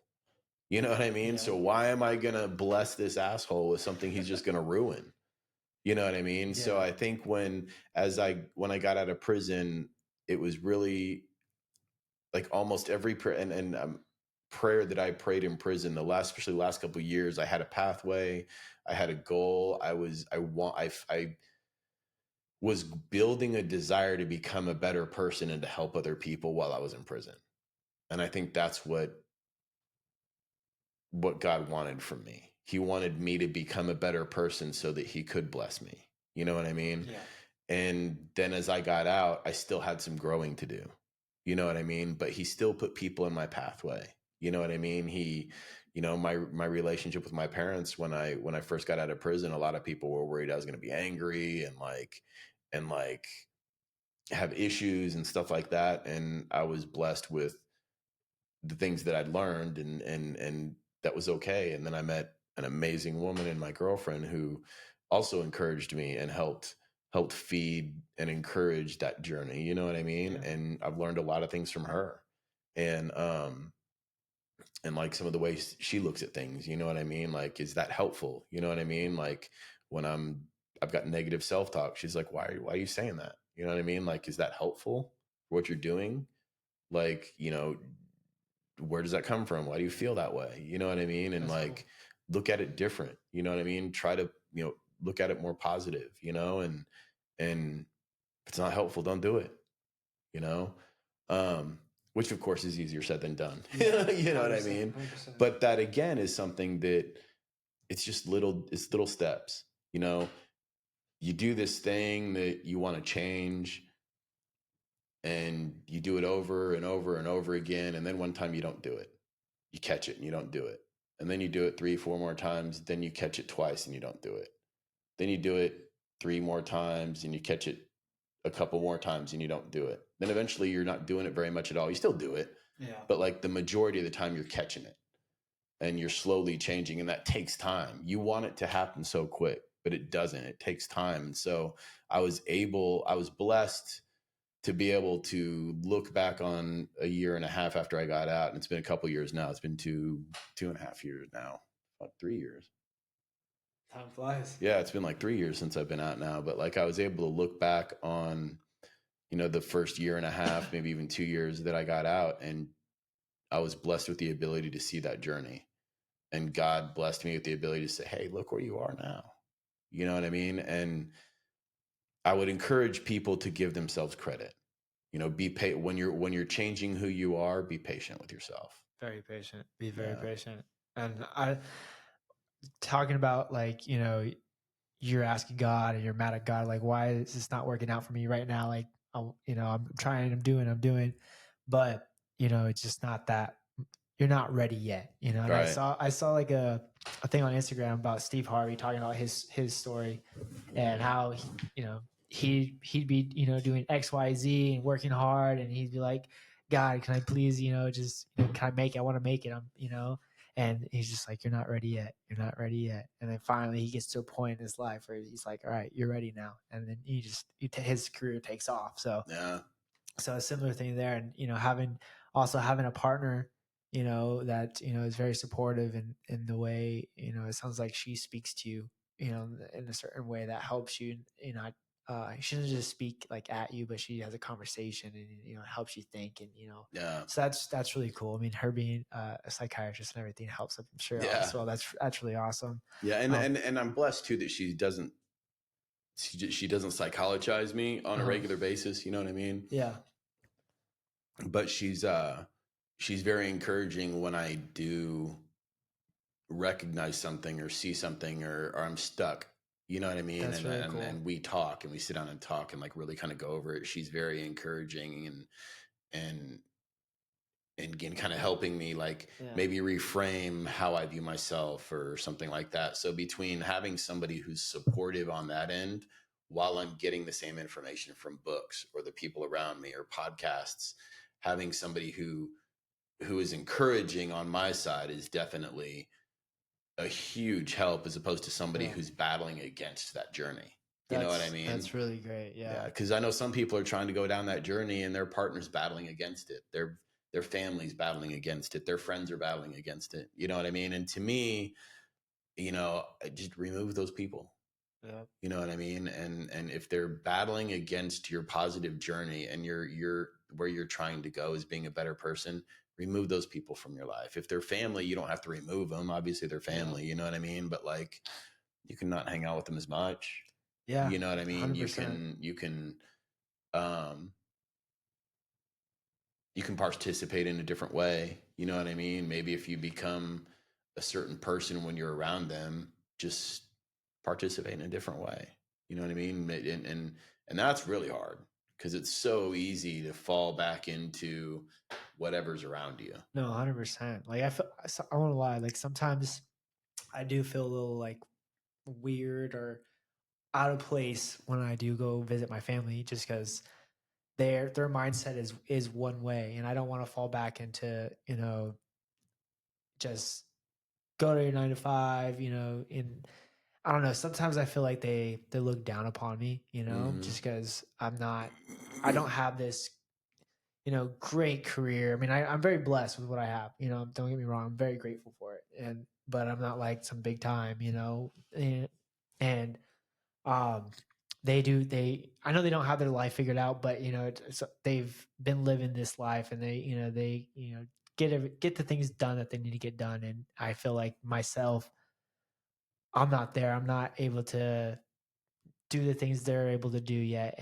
But they've been living this life for a while, right? Mm-hmm. And so I don't know. I just feel like because I'm different, I'm more on the entrepreneur side, and I want bigger things, and I want to help more people in life. And to Mm-hmm. do that, I feel like I can't just work in a regular 9 to 5 career job.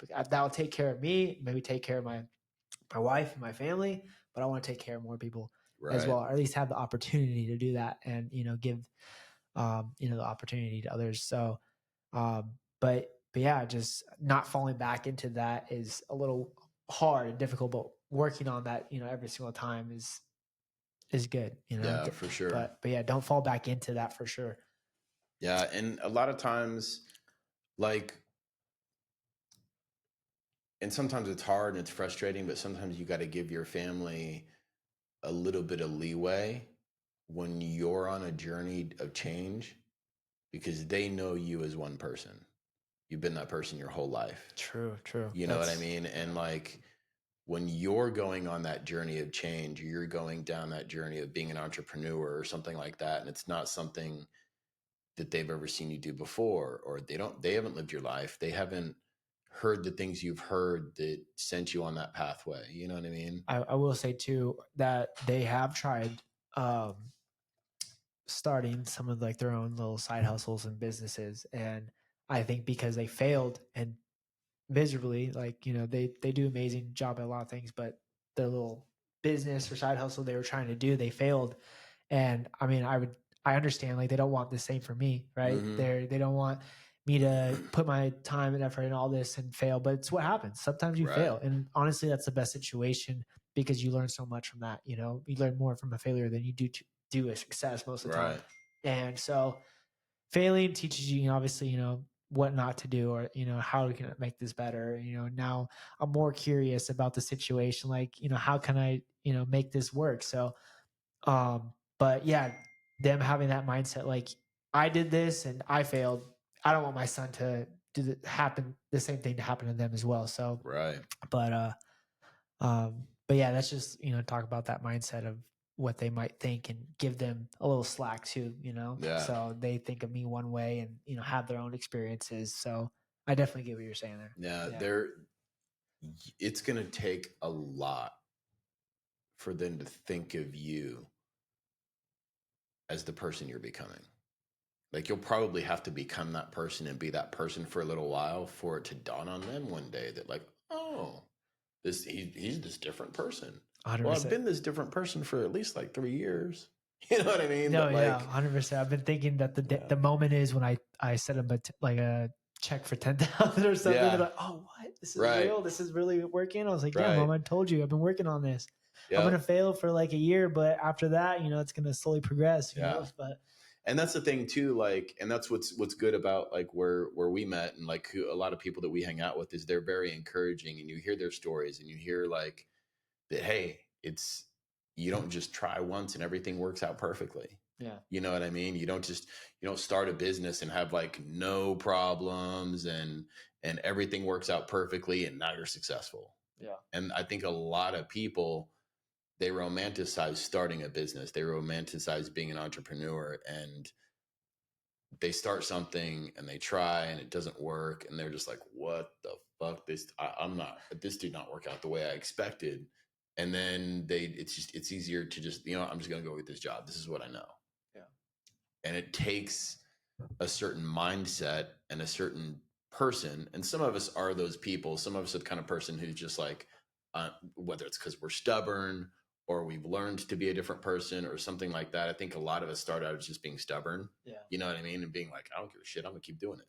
You know what I No, mean? 100%. I've definitely had those moments plenty of Yeah. times. And then as you go, you keep doing it and you eventually have little successes here and little successes there. And then if you just keep going, all the pieces will start to fall into place, man. And it's very much like I think people say where it's you get that snowball effect. You know what I mean? Yep.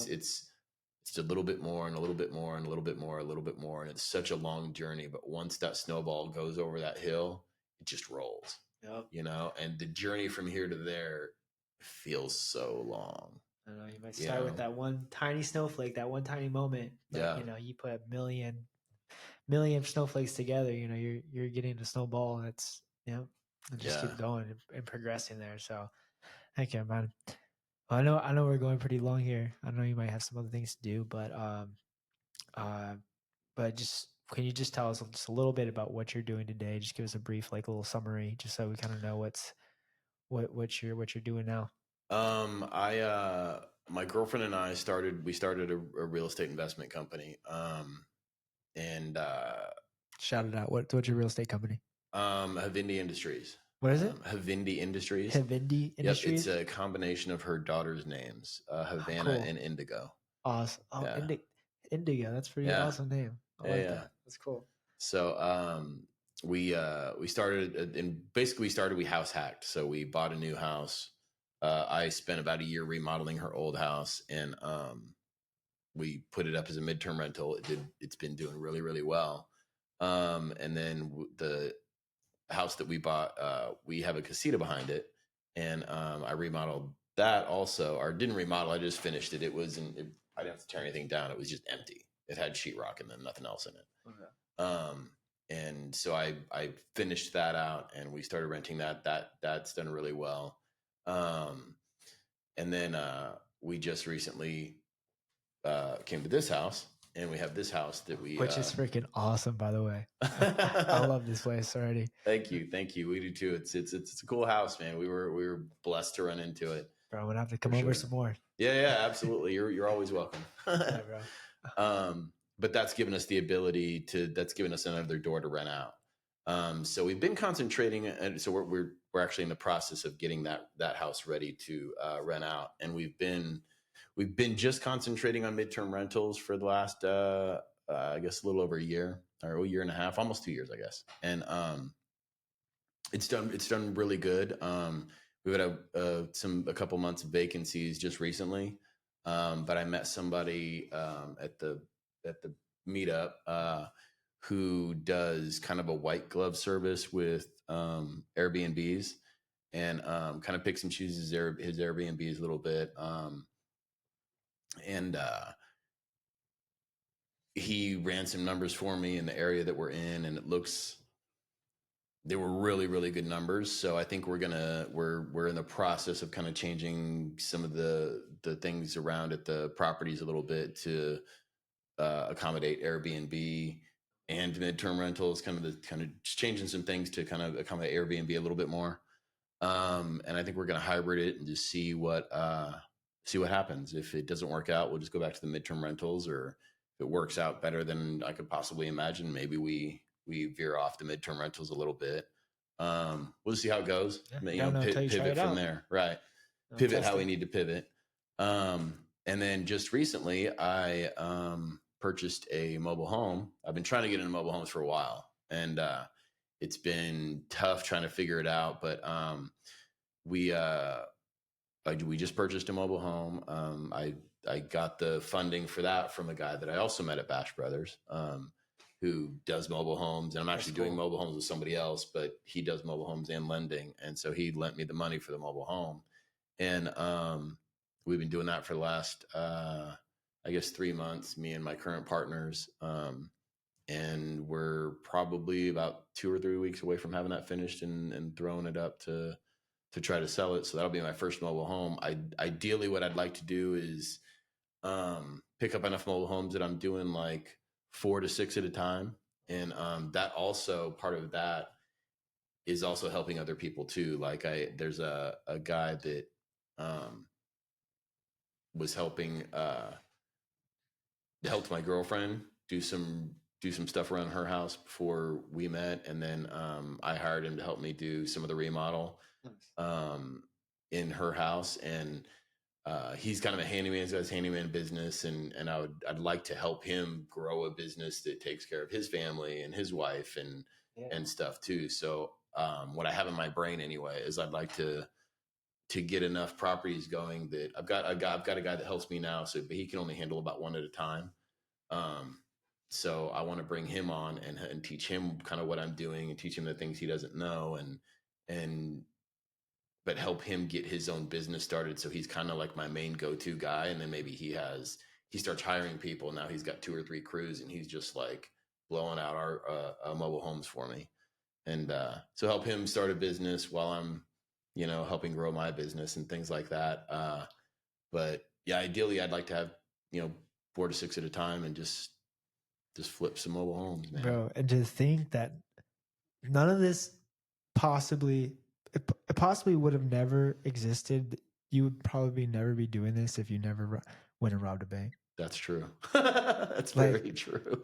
I'm not saying go rob banks, Yeah, but no, like, definitely don't do that. but it's just crazy how life works. You know Yeah, what God has planned for you, and even when you go out down a dark road or take a wrong turn, like He's still willing to come back and just be like, hey, let me just give you a hand. yeah, Let me kind of put you down this way. Just have faith, follow me. And it's just crazy to me. It's just really crazy.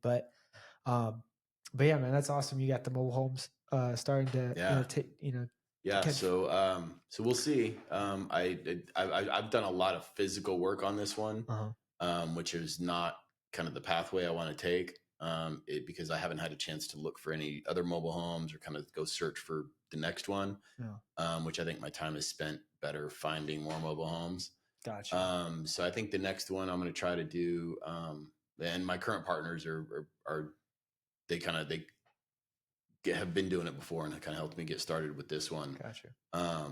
But now that I have the funding that I was able to bring the funding for this one, and so now that I have those avenues, I think I'm going to try to do one on my own and go down the pathway of allowing somebody else to do it. Uh-huh. While I'll still help out a little bit, but the majority of the work I'm going to have done by somebody else, and gives me the ability to go find more properties and add those properties and try to get them done that way. Exactly. You get more jobs done that way. More people are getting paid. Right. More mouths getting fed. And Right. And I love Pace explained that one time. He's like, if you hire one person, you're not just feeding that one person. You're feeding their family. You're feeding their husband. You're feeding their couple of kids. And you're really actually feeding 4 people. You know what I mean? And then like if you hire 2 people or 7 people, if you hire 10 people, like how many people are you actually feeding or helping? 100%. You know what I mean? And so like seeing how that exponentially can grow is pretty amazing. So I'd like to help other people grow um, while I'm growing also. You know what I mean? And then use that money ultimately to put into more rental properties that are more buy and hold properties because that's more of a long-term play as opposed to like, now money. Gotcha. So the mobile homes will be now money, bill paying money, investment money for hold, properties that I hold. And then, eventually the passive income will hopefully overtake, what my girl's doing so that she doesn't have to work or if she doesn't want to, if she wants to, great. You know what I mean? But if she wants to hang out in her craft room, you know what I mean? She can do that too. Right. Hang out with her girls or whatever. Awesome. So that's the ultimate goal. Sounds like you're building a really good life. It just takes a little bit of work. Little bit of work, a little bit of time, and just not stopping. Just keep going. 100%. And I'm glad you're trying to help other people too in the process. Not just focus on yourself, but focus on others as well and serving others. Really. So, and talking about serving others, how if people want to come reach out to you, man, like what's the best place to go? Find you and maybe send you a DM or something like that. Instagram. My Instagram is Imperfect Life of Tabor. Taber. A lot of people spell it OR. It's Taber, but it's Imperfect Life of Tabor. That's my Instagram. And I have a YouTube channel that I'm just getting started. It's still kind of a baby channel, but that is also Imperfect Life of Tabor.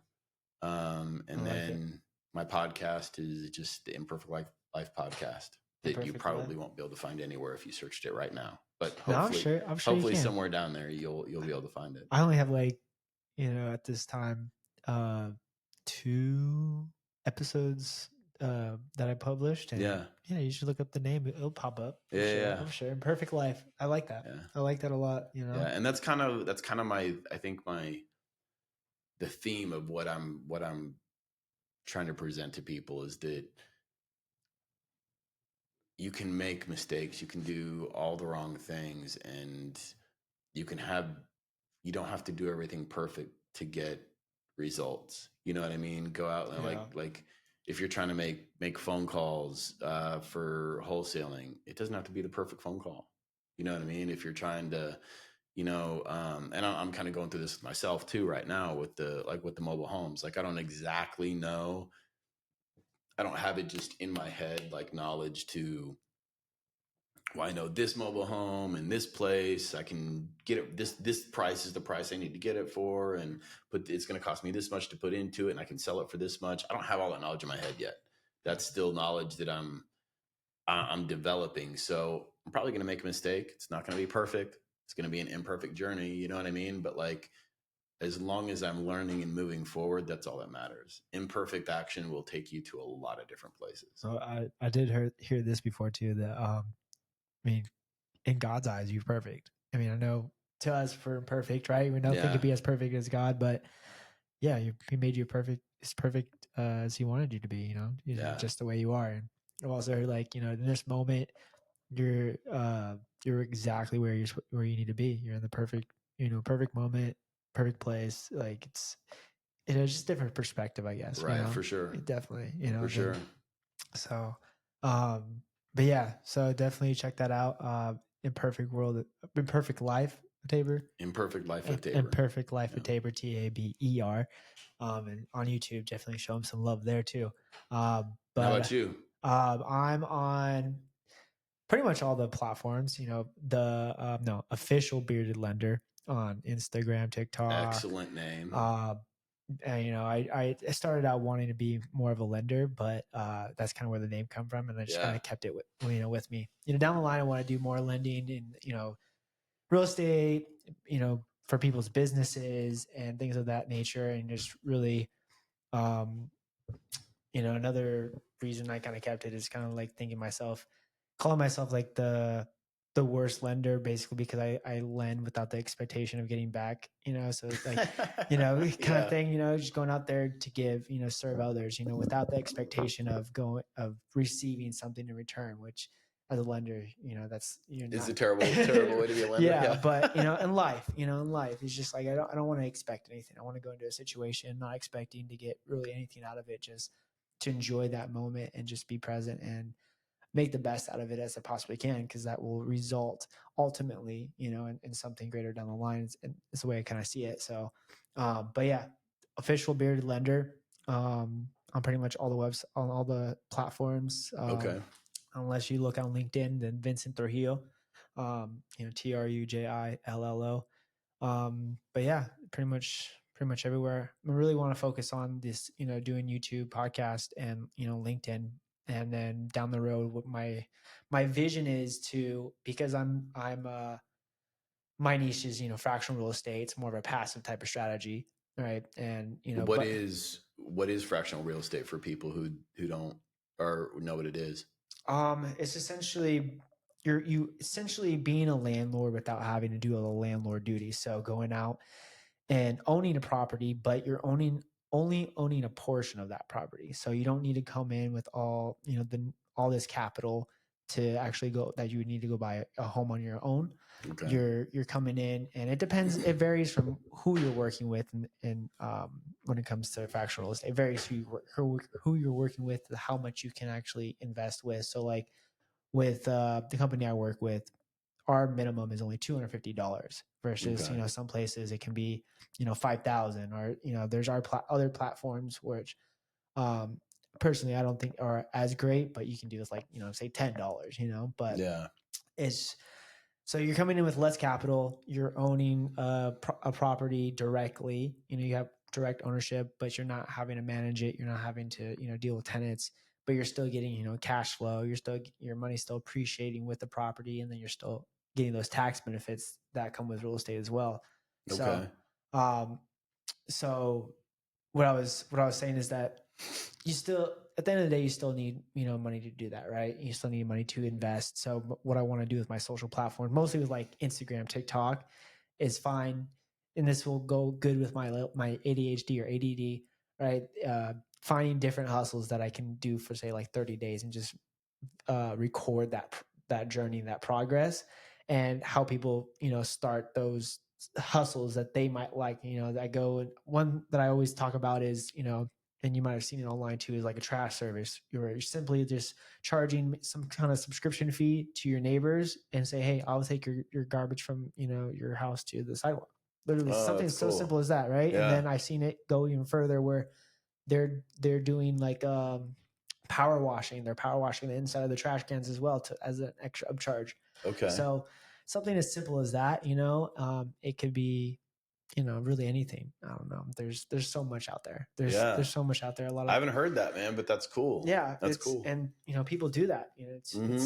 So You know what's doing. interesting too is that's something that, like, to me, like what it makes me think is that, because like we learn in school to just be a worker bee. Mhm.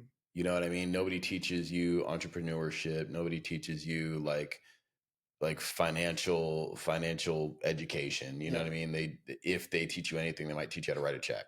You know what I mean? But nobody like really teaches you some like a financial education Yeah. in the aspect of like being an entrepreneur and creating something that Mhm. creates wealth to take care of generations.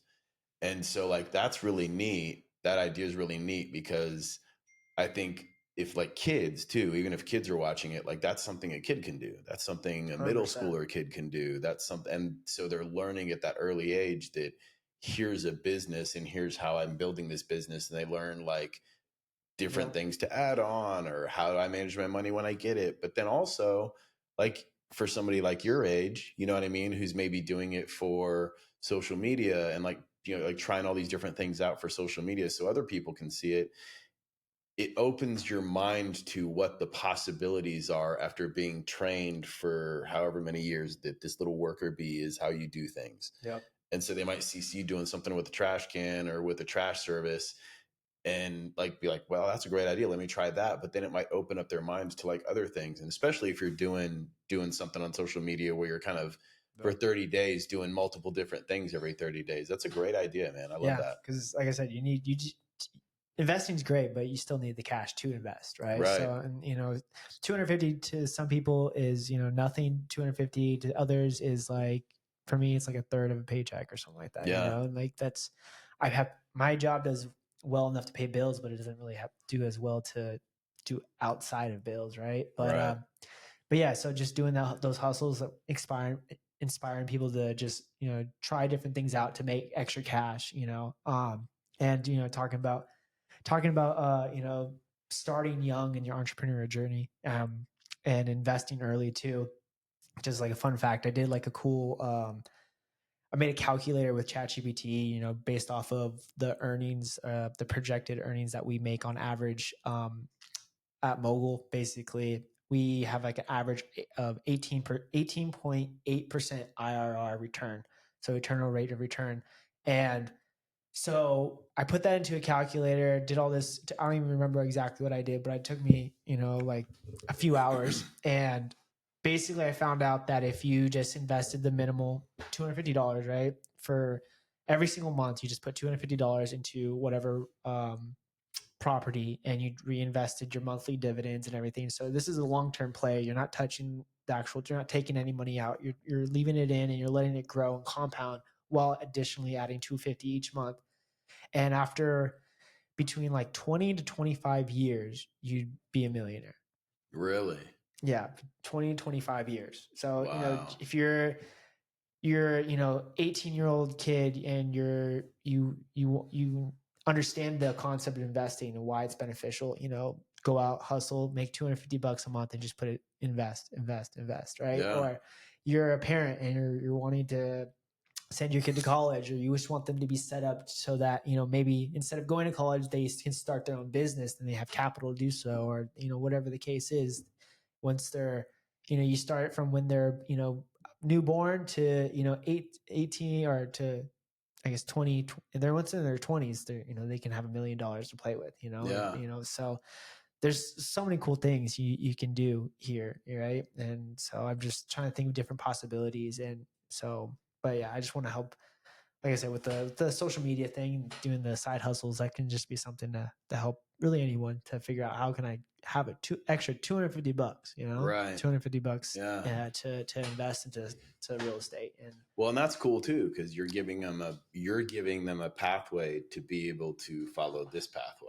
yeah, You know what I mean? It's like, oh, this is a great pathway. That sounds great, Vince. Like I can put $250 in there and be a millionaire, but I don't have $250, Vince. You know what I mean? And you're like, well, here, let me show you this over here. Here's a bunch of different things that I'm doing.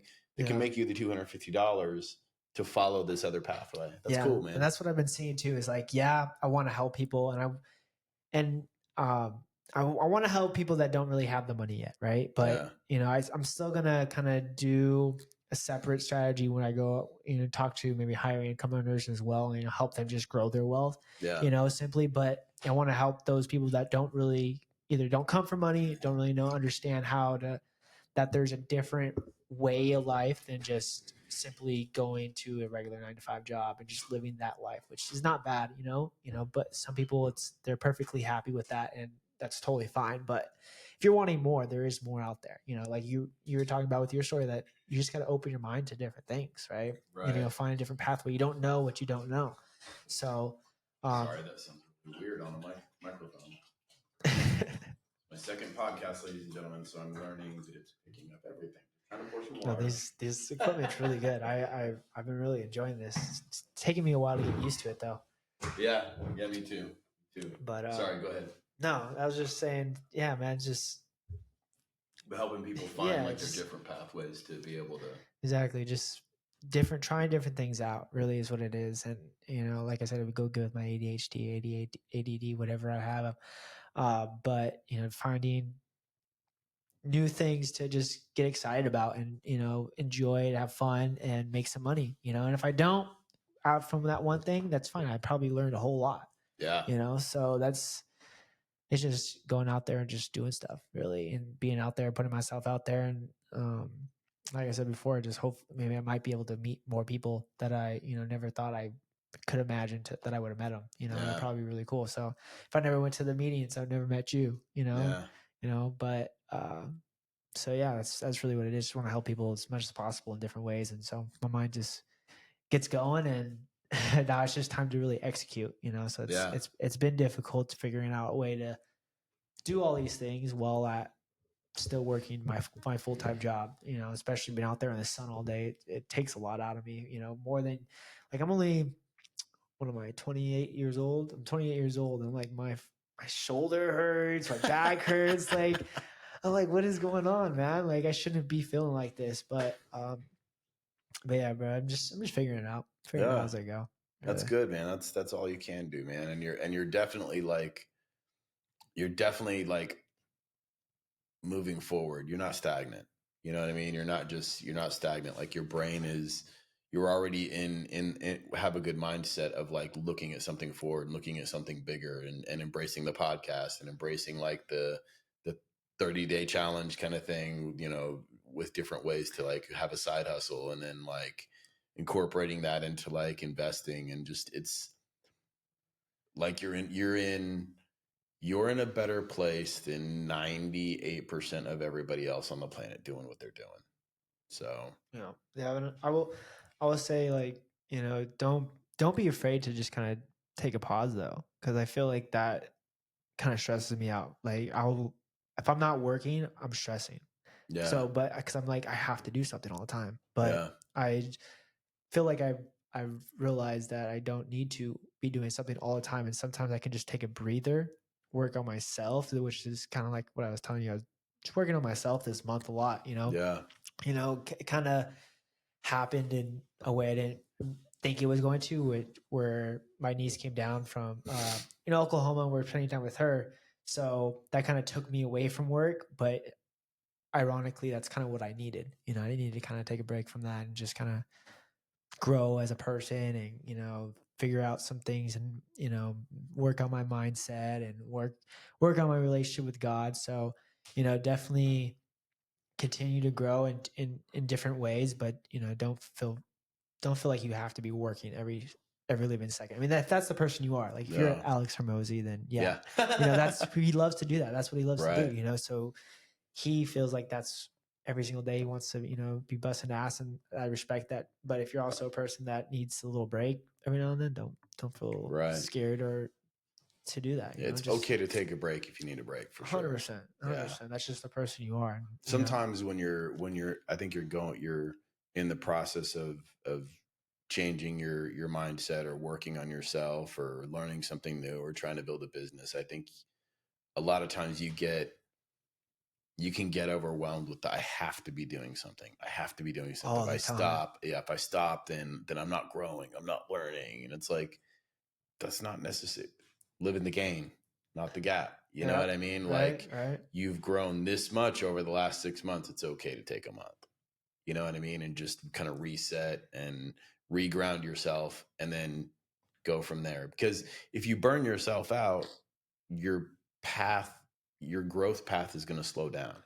Yeah. You know what I mean? Because if you get burned out trying to learn and grow, it hinders your future growth. So Yeah. sometimes if you're not Alex Ramosi, Yeah. you know, sometimes you just, it's okay to take that breather and don't feel, you're right, 100%, you're right. Like, don't feel bad about taking that breather if you need to. Yeah. I rather give you 100% of myself every time than 70%. It's just I want to be. I don't have to be 100% every single day, but when I show up, I'm doing this podcast with you. I want to be 100%, and I wouldn't have been able to be 100% today if I didn't go and take a break and just work on myself for a little bit. You know what I'm Right, saying? for sure. So it's definitely okay to do that. Yeah. And I realized that more this month for sure, because before, and that still happens. I might have that voice in my head, but Yeah. um, but I'm not stressing as much about it. Kind of just let it flow. Kind of coming back to going with the flow a little bit more. Yeah. That's kind of how I was as a kid. Just kind of go with the flow and just see what happens, and we'll work on it from there. Just Right. keep going with the flow. Keep going with the flow. Yeah.